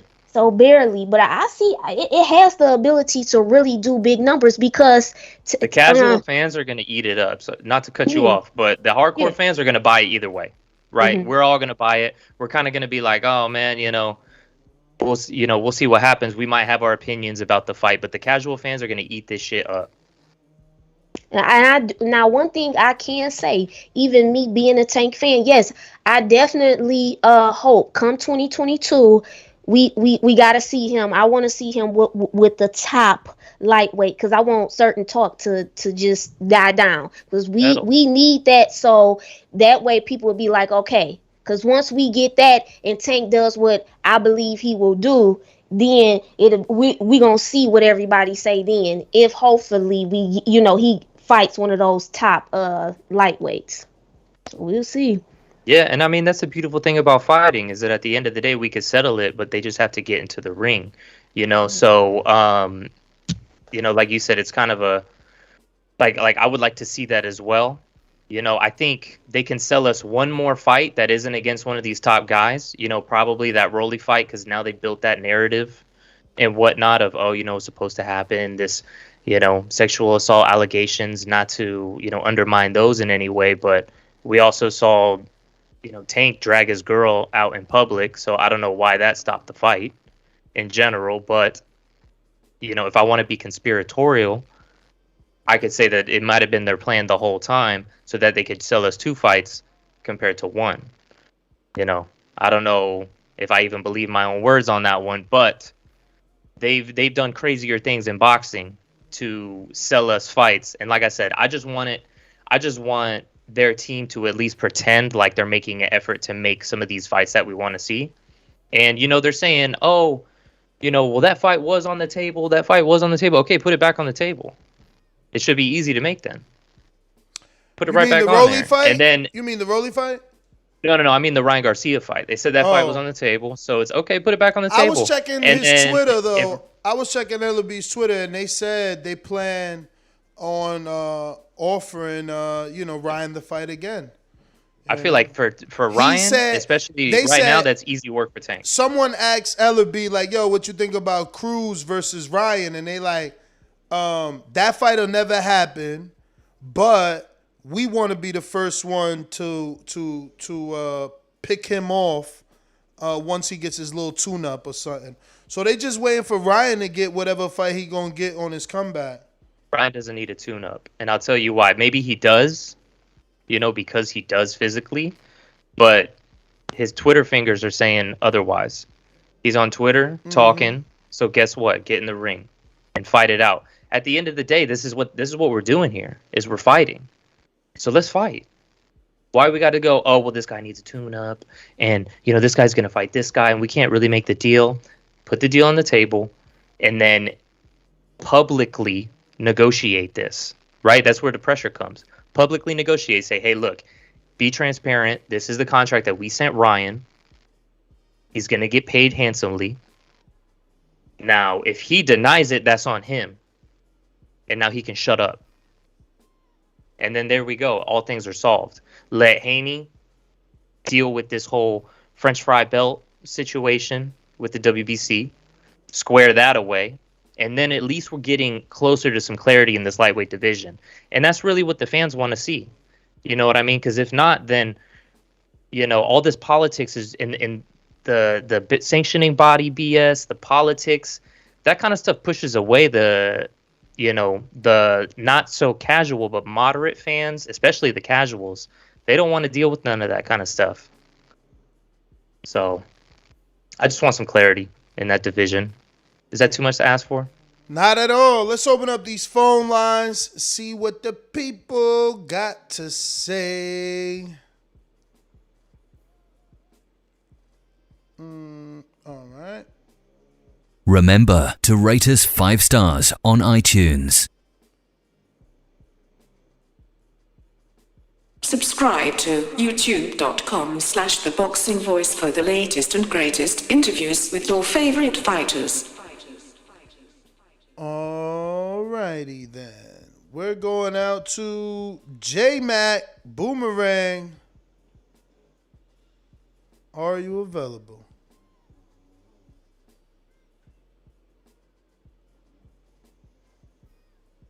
No J-Mac. No J-Mac. We're going out to Rick, San Antonio.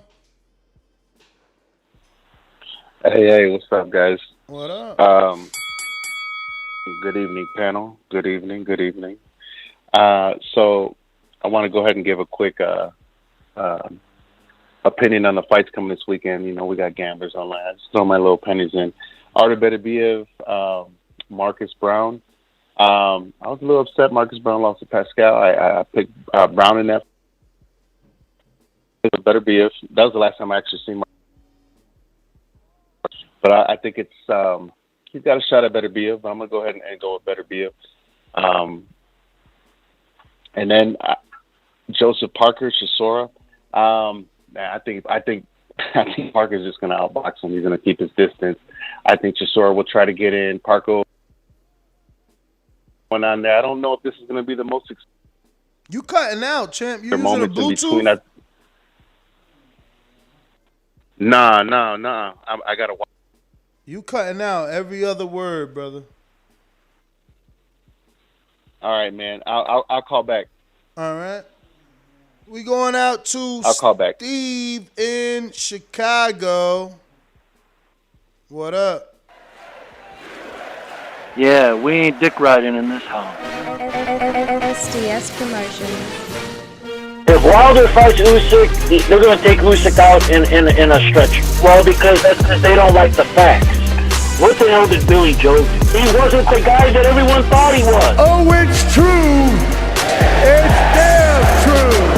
We got to stop capping for AJ, man. He ain't that dude. Give me liberty or give me death. May God bless the United States of America.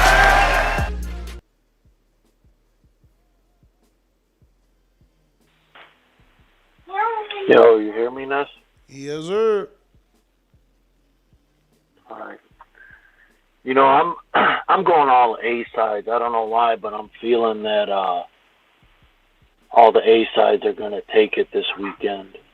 So I won't go through each fight, but as far as like the key matchups, I'm going A sides. You know what card I like though? I'm going to tell you what card stood out to me is the Golden Boy. I like those. When it comes to the women fighters, I really like Sinisa. But she's minimum weight. I was trying to tell you that. And she's not at flyweight. I want to say she's minimum weight from what I know, from what I remember. But they'll probably make some kind of weight for those two to fight again. That actually was my favorite woman fight in recent memory. Was when those two fought. That was a great fight. With Marla, Esparza and Sinisa. But, yeah, that's Sinisa. You know, these Crawford fans, they should watch her, man. She emulates a lot of what Crawford, she kind of reminds me of Crawford, the way she fights, I don't know if you see that or how much you've watched her. But, as far as Tank, I'll just comment on that real quick. The co-host you have on, I'll put it to you, I don't know if it does a million because I feel like that fight, it's another one, like I was telling you earlier today, it's been marinated too long. That fight was hot when Ryan was calling him out. Remember, he was calling him out at his fight and that. They would have did a million then. Now, I don't know, but I'll put it to you like this. He does more buys with Ryan than any of them other guys. He does more with that. He won't do nothing with Devin, Loma, Tio, none of those guys. His best numbers will come from Ryan. That I agree with. Now, what those numbers are, I don't know, but it'll be the best numbers. But I think the day of a million are gone, to be honest. They could have maybe reached it. If you remember, I was calling in, hyping that fight, because I really thought that was going to be great at that time, but that the ship has sailed again on that. All right, Steve. Rick, what up? What's up, man? Yeah, I apologize for that, man. I don't know if it was the wiring or what, but yeah, I'll go ahead and go down the list for this weekend's fights since I know everybody's got their picks in. I'm gonna go with Artur Beterbiev over Browne. In either fashion. Well, I mean, Browne has a chance to pull off a decision, but, anything can happen in the ring, as you guys know. But I'll go Beterbiev on that one. I'm going to go with Parker over Chisora. I think Parker pretty much outboxes him, keeps his distance. It'll get kind of dirty and sloppy in there in between. I can see some holding going on in there, referee breaking it up. I'm not even going to talk about the Paul and Woodley fight. I really don't care. I'm not going to pay for that shit. I know it's entertainment for most of the casuals, but that's fine. Ramirez and Gonzalez. I got Ramirez on that one. That's actually going on in San Antonio, actually. A funny thing on that is my girl's brother got some tickets, but I'm headed back home to Chicago this weekend. And I'm like, shit, I wouldn't mind going for fun, having a good time. But I got Ramirez on that one. Morrell and Fox, I got Morrell. When it comes to, I know you guys been talking about, because the lightweight division's hot right now, and we got some good possibilities of fights and unifications going on, at least for the division officially unifying. I know Camboso's just got his win, but when it comes to Tank, though, like I don't care for the pay-per-view numbers. I'm not about networks and promotional companies. I will come out of pocket if I see Tank fight at least at 135, either Kambosos, Haney, or Lomachenko. I'm coming out of pocket. My credit card is on standby. Until then, I'll see the highlights of if it's somebody else. Rolly is entertaining, though. I will say that. If that fight's next, Ryan Garcia, I agree with the last caller. I think he makes the most amount of money with that fight. If you guys want to go that route, but he's going to need a couple of fights in between before that even happens, I believe. At 140, I would like to see Tank fight either Josh Taylor, Jose Ramirez. I think that would be a hell of a fight. Or Regis Prograis. That's another damn good fight. Those fights, those guys that I mentioned, I will come out of pocket for quick to see Tank in. That's my call. Well, all right. Thank you for calling in. Sir. If you are on Blog Talk and you're like, man, is he going to get to me? You have to hit the numero uno. We got Alex Big Fish Vega. Mr. Big Fish, are you accepting that fight with Devontae? I mean, you the one put it out there, so I'm assuming that's a done deal. I could put that on the list. You just listening? Double shift? You hear me? Yes. Oh, yeah, definitely. Write that down, man. Definitely, I accept it. Excited for it, man. Yeah, write that down. But I'm just listening. All right. Well, there you have it, Mr. Best Dad Ever. It's going to be you versus Alex Big Fish Vega, a.k.a. the Battle of the Dads. That's what we're going to be calling this one. So we got James Benitez, who'd I'd love to give a shot to Eddie. You know, somebody got to get this belt from Eddie, man. He needs a chubby weight to defend with. Man, you know I ain't trying to be a chub boy for too much longer, but how you doing, though, Ness? Oh, another day, another podcast. Cannot complain. Yo, I forgot some of the topics you was talking about because I was on the phone with another call, man. But I know I sent you like several super chats, man, about the whole Benavidez debacle, man. I can't believe this the guy they really believe that's going to be able to compete with Plant, be able to fuck with goddamn Canelo. I mean, like I said, man, his resume and Boost's resume are like the two biggest hype jobs, man, that are like fighting prospect level fighters and shit. You know, it's like a prospect development plan. But anyways, man, other than that, Ness, I appreciate all the good work that you do. And we're gonna talk more, man. I may consider taking that fight, man. Nah. Get your introductory. You know, he's actually got some good skills. You gotta get that introductory. I'm just saying, in the future, that's a good fight. James, Okay, hold cool. on. Yeah. I can't do it. What? I can't do it. I can't do it tonight. What time is it? It's 8:49 p.m. Hey, Queen. I can't do it with you tonight. She mad you said something about Benavidez, man. You said Benavidez, and then you said Boots is the biggest hype job. Okay, now listen.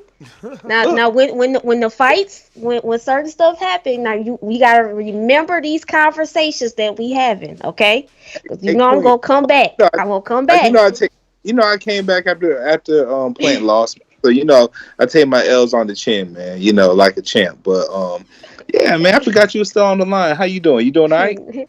I'm doing good. How you doing? I see you still with these takes. It's wild. Wow. Why do you Boots, do you understand? We gotta pump the brake. Let me say one quick thing. With Boots.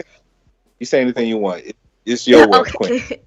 Okay, so with Boots, we know we still got to see him fight certain competition. That's why I still didn't put him in my top 5 welterweights just yet. We got to see certain things, but you really got to see. I don't see how come you don't see it, at least with Boots, as far as with his skill set. I mean, he has the potential to really wipe out that division. We don't know yet. That's what I'm saying. I'm not putting him in that top 5, but he has the potential. Him and his dad, they got it. They really they really have it. So just remember what I told you. Boots is official, but we gonna see if he truly is the one once we, because I still notice certain things as well. We got to see him with the elite competition. We know what happened with Thomas Delorme, but let's see. Time will tell on that one too. But and you said Benavidez. Ooh, James. We I'll have more for you later on when certain things happen. Hey, I'm glad you're here, Queen. All right. Hey, you have a blessed night. You too, champ. We got Majid in the building.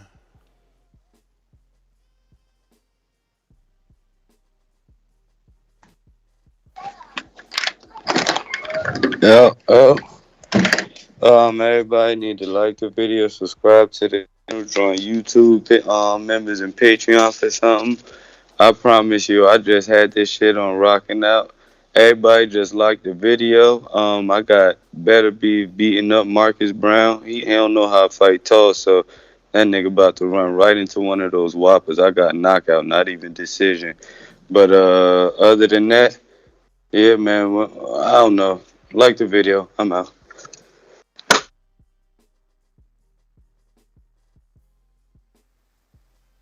Hawk, Maryland.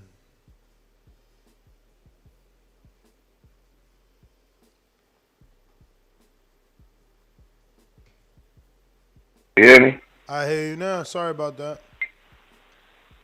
Oh, okay. What up, brother? Okay, yeah. I think Tyron Woodley going to get Paul this time. I'm thinking he might get him this time, but the Artur Beterbiev, man, that Beterbiev, man, he's so good to the body. But I think Marcus, if you stand tall and box and move, he might can make it to like the late round. I don't think he might make it to the late rounds. I think he's gonna get beat up though. But Benavidez, what's his name? Luminex? What's the guy name that Benavidez supposed to be fighting? Lemieux. Lemieux. Lemieux, that's how you pronounce that. Hey, he the one that Billy Joe Sanders had made look silly. Yep. Oh, wow. I don't know how much credit Benavidez is going to get for beating that guy. I mean, but he got to do it for a title or something. So, But anyway, I got Artur Beterbiev, whatever the hell his name is. But Marcus Browne, man, I like his. He just don't take a punch well, man. He don't take a punch well. So, hey, what's the girl? I'm going with a girl on the undercard too. The undercard of Paul. I think she's gonna keep her belts. Amanda Serrano. I think she's gonna keep her belts because I want to see that Katie Taylor fight with her. So yeah, I hope she do keep her belts. But great show, Ness, man. You always on the job there, bro. Thank you, and brother. I am out.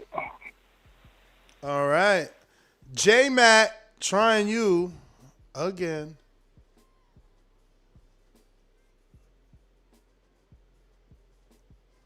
All right. That's all. Well, Micah, before I let them know where they can find you, how many exactly do you need? This is ridiculous that you're not at 1,000 yet. I'm kind of frustrated. I thought we said that before. Like, it's crazy. I would have to actually listen. Let me do really quickly. Check. Let me get some of these James Benitez super chats off. He's always so generous. Benavidez might get sparked by. Come on, James. You out here. You're wasting your money, champ. He ain't getting sparked by no fucking Lemieux. That'll be funny, though. You're right. He does have a punch, but I highly doubt he ever connects on Benavidez. But to finish the super chat, he says, Benavidez might get sparked by Lemieux. This is going to be his best name on his resume. Actually, the first B-level fighter on his resume. I think, I don't know, is Lemieux a better name than Anthony Durrell? Anthony was the full WBC at one point. We got James Benitez back with another one. Says, Queen, glad you are here.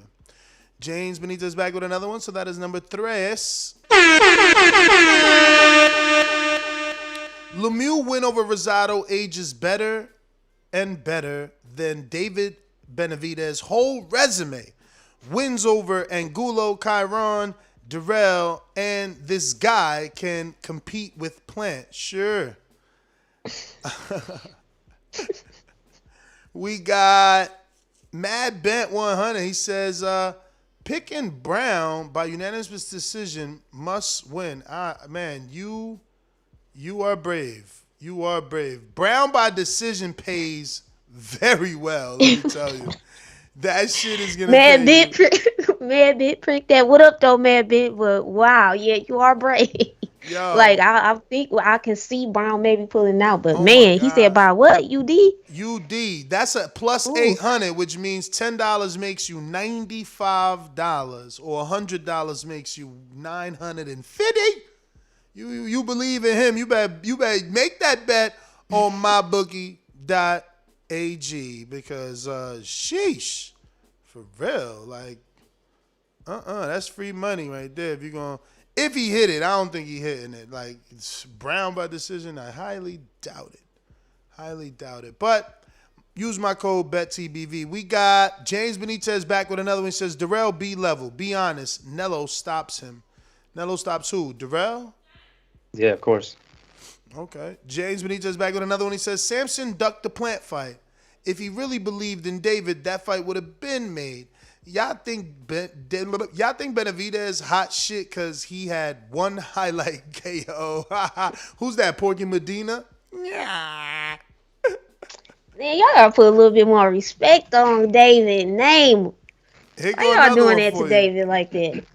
James Benitez back with another one. That's another 3, so ring the alarm. Actually, since that's 6. And he said Benavidez's resume is the resume of a prospect. Damn. I mean, contender. Like, the people he's getting is just like he never been a world champ. Like, they're like developmental fight. He fighting mad former world champs instead of current champs. This shit is still being developed. We got Ann Still that says time to leave PBC Island. Bad matchups. Word is born. But that's a WBC order. That wasn't PBC. WBC ordered that hot garbage. And then they try to say it's for an interim belt. What did David Lemieux do? Can we just see what's his last win? How do you end up? He's like 4 wins in a row right now. They're a little spaced out. 4 wins in a row versus who, bruh? Yeah, exactly. But you know what I mean. David Zegara. Who the fuck? Franci Natito. It still might be one of the best. We could argue about the Durrell thing, but bro, he's on a 5-fight win streak, and there's only one dude whose name I can pronounce. Who? O'Sullivan? Yeah. Bruh. Yo, man, I gotta see if I can twist my mustache like O'Sullivan's, bro. Yo, hot garbage burning on a hot ass summer day. That's that fight right there. Isn't he Irish too? Spike? Yeah. I think he wants to be, yeah. I mean, he is Irish, but he wears the Mexican outfits. Cannabis Cove, not giving the numbers because they was hot trash. Tank hasn't ever done 1 million on regular TV. I don't understand why everybody's so mad at Tank's success. I don't get it. It's like I do. Listen, Showtime hasn't stopped doing pay-per-views with him, so that means they're not losing money. Showtime had an exclusive deal with him, so that means they're not losing money. But somehow, you social media fucking like analysts know more than Espinoza. It's hilarious. The reason why people are hating on Tank isn't because of his skills. His skills are there. I mean, some people, want to say this and that, but they're just, casuals and whatnot. But the reason why people are hating on him isn't really his fault. It's the whole situation where we have this plethora of fighters, great fighters at lightweight, and the inability to make these fights and inability to even, like I said earlier, pretend like we want to make these fights. You know what I'm saying? So that's what we want to at least pretend, man. Come on, Leonard.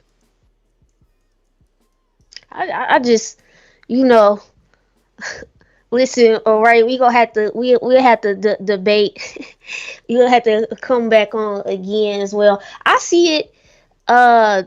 Well, hopefully, I'm not saying you don't have to come back on. I'm saying I had to come back on. Excuse me, when you're on or whatever, so we can go, back and forth a little bit more with this one. But I just see it differently because I feel like I'm not even saying Tank. I just feel like with certain stuff, we've been wanting certain fights in other divisions as well, and certain things just seem like it doesn't happen. So, and I see the point you made. That first part, how you said is not more so Tank. Is like, I guess you would say what would you say, part like the business? We know like it's the business, the business of boxing. But why are you getting so mad?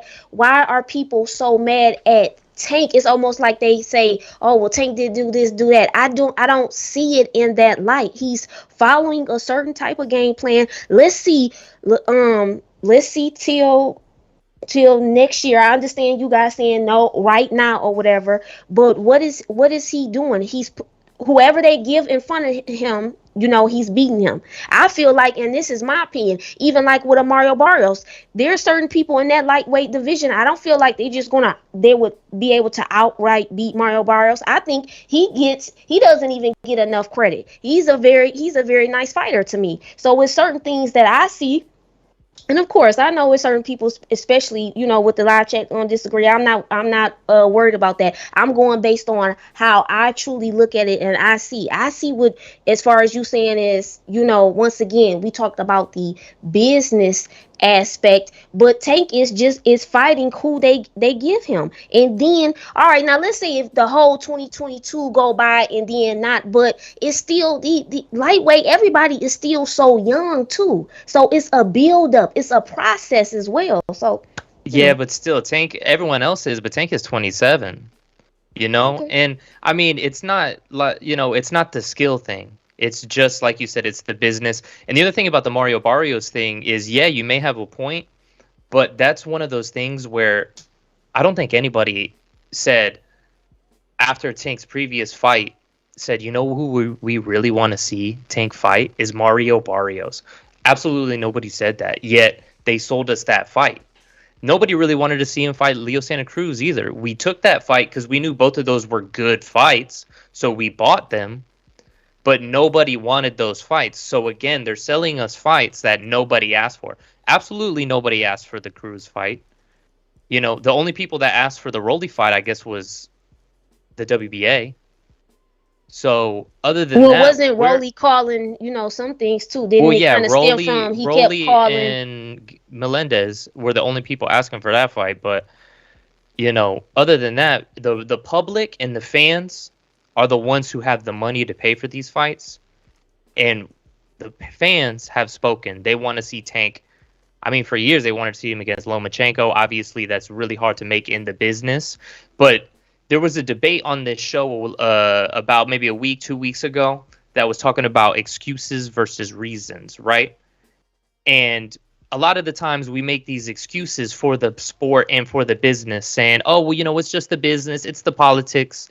Or we say that there are reasons, right? This is the reason why, but it is just excuses. We make excuses for these promoters. We make excuses, oh, it's just the business. Nah, they can make these fights. They can make these fights. They're just not doing it because they're feeding us these fights that we didn't ask for, and we're buying them. And that's really what it comes down to. Until we quit buying these fights that nobody asked for, then that's where it has to force their hand to do something. And that might be the situation that we're facing right now, being how they're not even releasing the numbers. Who knows? We'll see. But that might be the case. Ness, I wanted to ask you a quick question. Because I think you elaborated on it a little bit. How, tell me, how do you truly feel about the situation? Do you feel like it is going to be because you're so knowledgeable, you connected? Do you feel like by next year, Tank is going to get that big fight that the fans want to see? I mean, I think if he gives you Ryan, they'll say he's picking the weakest 135. If he gives you Devin, they'll say he didn't face, Tio, who's a power puncher. So I don't think they'll ever be happy. They'll still find a reason why he didn't choose the guy that he should have chose for whatever reason they decide to do. And I agree with that point too. I feel like it's always going to be something when it comes with Tank. So that's why I really hope and pray that we at least get one of them ones, because then we're gonna see, especially I really Twitter, even though you can't really go based on, oh my God, because boxing Twitter is like, it's a mess. But we gonna really see what people say. Hopefully, if when that time's come, what is going to be the excuse then if Tank gets the job done? We'll see. But I always one thing you know about me, Ray, I still respect other people's perspectives and opinions. I see your point of view. A lot of people feel that way because they like, okay, when are we gonna get it? My whole thing about it is I just feel like it's just overboard. Like, it's because we know, once again, it's a business. It's not like what can we, I know what you're saying, but hey, what it's not like it's just direct. It's like almost directly geared towards Tank. He has to have the team. Everybody has to be able to come together or be like, okay, listen, this has to get done so we can see. So I mean, yeah, I mean, when it comes to like what Ness said, I agree with that as well. The way boxing fans are, that everyone's going to make, oh, we want this guy, we want that guy. They're doing that with Canelo right now. They want him to fight every single champion, but these guys can't fight each other, But that doesn't mean that we just throw away all those guys and then fight Rolly, And the thing is that when it comes to certain fighters, like y'all were talking the other day about Conor Benn on the show and, about building him up the right way, and that makes sense. But now Tank has been built. So let's put him into the big fights. We don't want to see fights that we like, okay, they're good fights, but they're fights that nobody asked for, and they're selling them to us for $74.99 on a Sunday. So that's where the frustration kind of comes in a little bit, and I don't feel like it's unfair to give that criticism to him and his team. So, we'll see what happens, but I would say one thing that I don't like either is in this age, this post-Mayweather era that we see, we have certain fighters that kind of want to take over that name or that spot. I see Haney and Tank specifically, and y'all might disagree with me. Let me know if you do. But I feel like they want to be Money Mayweather inside and outside of the ring without putting in that Pretty Boy Floyd work that Pretty Boy Floyd did earlier in his career. They just want to jump ahead to the Money Mayweather status. I got LV Slugger. Are you available?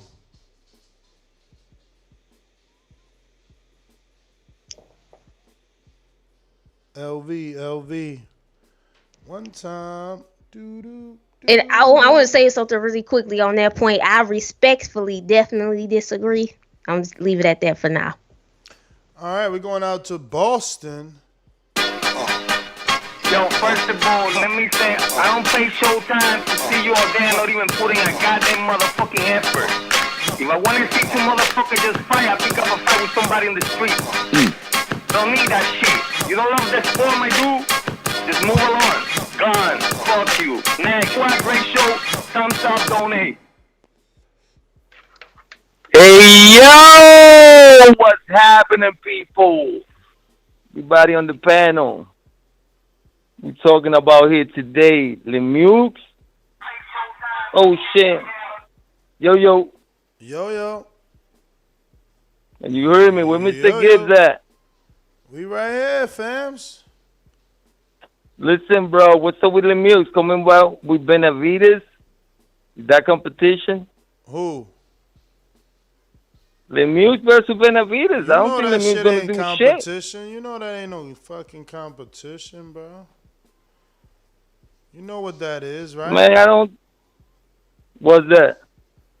That shit is.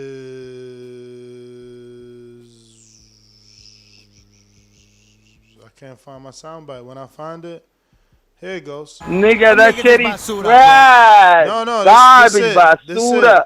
This it right here. Them niggas is basura, bro. Straight up. Basura, Fucking bro. wasting money and fucking time on that. That's ridiculous, bro. I don't even know who put these cards together. Basura. But fuck all that. My dude, Mr. Gibbs, the boxing oracle, Nostradamus, baby, you need some rest. What? From the bottom of my, you need some rest, baby. From the bottom of my heart, you look like shit tonight. Oh, I ain't You even need shown to my take- camera yet. Nigga, I already seen you. You don't look good. You gotta take a rest. I don't know if you're getting punched in your face for sparring or you don't got no sleep. Which one is it? I've been punched in the face. Both? No, but yo, relax, cause you don't look good though. Something wrong about you. I don't know what the fuck. How can I point it? But like visually, something like not coming across, like low energy type of shit. All right, and we need you to be around, cause without you, it ain't no TVB. It ain't the greatest fights right now, man. You know, we trying. Okay, so I guess we trying to it stay reflects. focused It on reflects what we got. So the fight reflects on the moves of the panelists. I get it. Listen, everybody out there, it's really important to support the channel, support Mr. Gibbs. This is the best podcast. Said it many, many, many times. There is no other fucking place that you can come and express your opinion without being fucking censored. That's facts. Everybody on the chatty, I'm about to jump on that shit, give you help. I'm outie. All right. My man came on and told me I look like shit. If you gotta love it. Yes, you spent all your energy Dog, on Monday. you You gotta spent love all your it. energy on Monday fighting Lady Shan. I know. I got el mejor papá de todos, Vega. He says, getting the win and best dad ever title. Big Fish. Because his screen name, he changed it to the best dad ever of everyone. So we got James Benitez with another one. He says, if he fought Lemieux in 2018, we would respect the fight, actually. Yeah, of course. Maybe 2016, maybe. I don't know. James Benitez right back. He says, everybody supports the Queen's channel. What's the name of the channel, Queen? How can they find it? I'm glad he said that. It's Afternoon Sports Slay. So I'm like about 360 subscribers away from 1,000. So I'm kind of itching. You almost there. I'm almost there. One thing I don't do, which I will be hopefully doing in the near future, I am going to start live streaming. I know people saying live stream that helps get the numbers, a lot of things. So I'm trying to work out work-life balance type of thing. I'm trying to balance it. Are you using the premieres at least? Are you premiering your videos? When you say premiere, would you? Because I mean, I usually do my upload. Well, I don't know, because, these things that have come out, I've already had a certain amount. So sometimes certain features, you got to have a certain amount of subs or whatever. So I'm not sure whether you have the ability to premiere a video. But if you do, you need to start premiering a video if you're not going live. I think that's available for everybody. Yeah, it basically you pre-upload the video and then it drops at a certain time. And so it's it comes like out live. like it's live. Yeah, it'll have a live chat, and you can be in the chat with your community. So, free tip right there to everybody listen. Everybody listen. Everybody. So we got Ricky Ricardo that says, this is Rick in San Antonio. Benavidez needs to go to 175 and press for a fight with Joe Smith Jr. That puts him in position to secure a Canelo fight. Then we got DSV and company. And, I don't know that he's going to move to 75 when Canelo actually has the belts at 68. But I get it. We all assume he'll drop those belts soon enough. DSV and company. Everyone keeps saying Marcus ain't got a chin like Artur got one. I was the first one to tell y'all put money on him. Artur got 2 left feet. Put money on who, though? You saying put money on Marcus? Why every time I say Marcus, I remember Boomerang? Queen, you watch Boomerang? Mm-mm. What are you talking about? The movie? What are you talking about? The movie or a show? What are you talking about? Yeah, the movie. Oh, with Eddie Murphy? Yeah. I thought you was talking about a new show. I'm like, no, I'm not on that. Yeah, remember the girl Strange? She was like Marcus. Yeah, I'm familiar. I don't know what I thought you was talking about. Who we got here? We got DSV back with another. We said, dude, stop saying Tank ain't making the fights when nobody is. Stop blowing smoke. Crying out loud emoji. Them guys doing nothing. Camboso was a mandatory. That don't count. Yeah, I mean, T.O. did something. You know, he's the one that fought Comey and Loma. James Benitez back with another one. What's the over-under on David making weight? Yo, that's hilarious. Yeah, man, I'm telling you, that's what all these little fights are for, is to help that discipline get right, yo. Yeah, because he did struggle the last time, right? It wasn't even a belt on the line. He had to take to his social media like, yo, I ain't want to make weight because it's not even a title fight. He know damn well he wanted to make that weight. Yeah, he said he got the extra pound. He was allowed to weigh the extra pound, but yeah. He like, I'm allowed to weigh that because there's no title. It's like, come on, bro. You know, everybody had their eyes set on you, making sure you made the real weight with or without a belt. But J-Mac, LV and J-Mac, right? Going one time, 2 times. Nez GTO, Instagram and Twitter. Co-host, let them know where they can find you. Afternoon Sports Slay, you already know what it is. Subscribe, hit that like button. Once again, I'm at that certain mark. I'm looking for 360 plus. Listen, I'm giving it to you once a week. We're going to try to up it. It's certain things I'm going to try to do. So make sure you subscribe. And I do sprinkle in, just to let the boxing fans know, I do sprinkle in a little basketball. There will be football segments as well. So we're going to try to make sure it gets improved. We're going to be doing some behind the scenes work on it so it can grow better. I know I am the type of person where I'm willing to take constructive criticism. Not some of y'all crazy ones, but constructive criticism. Let me know what you're looking for from the queen as well, so I can get better at because this is my passion. Remember, I'm doing it for the love of the game. Also, my IG is at MK Sports Slay. Make sure you tap in, be on the lookout for me. And my Twitter is at MK Sports Slay as well. I definitely tweet a lot. Ray? I think LV Slugger said he's ready. All right, Slugger. TBV. What up? What up, man? Yeah, man. Deep little weekend of boxing. Lot of boxing going on. I'm not sure I'm gonna be able to catch all of it. Christmas coming up, so I still gotta do some shopping. But on the David tip, man, on Dave Benavidez, I'm still a fan. I do like his style and stuff, but I'm not really sure what direction they going with him. He a 2-time champion. You know what I'm saying? I just feel like he, try to get some bigger. Now I know 168 ain't just that deep. You know what I mean? But I just feel like I'm not Lemieux. You know what I'm saying? I haven't seen him in a while, and I'm not really sure, what direction they plan on going with that fight. Like, you know what I'm saying? I know he known to have power, so I guess, but I just want him to, try to get back at that title run. But I'm not going to discredit what Canelo just did because of, what David, wasn't able to make weight. I know a lot of people want David to get that shot, but the fact is Canelo is undisputed, and David didn't make weight. So what I'm saying, if he would have made weight, he would have definitely had that opportunity at the Canelo fight. So hopefully he just keep on grinding, and get back to that title run. Get back to his world title. But on the Beterbiev, I want to see that fight. I want to see how he look.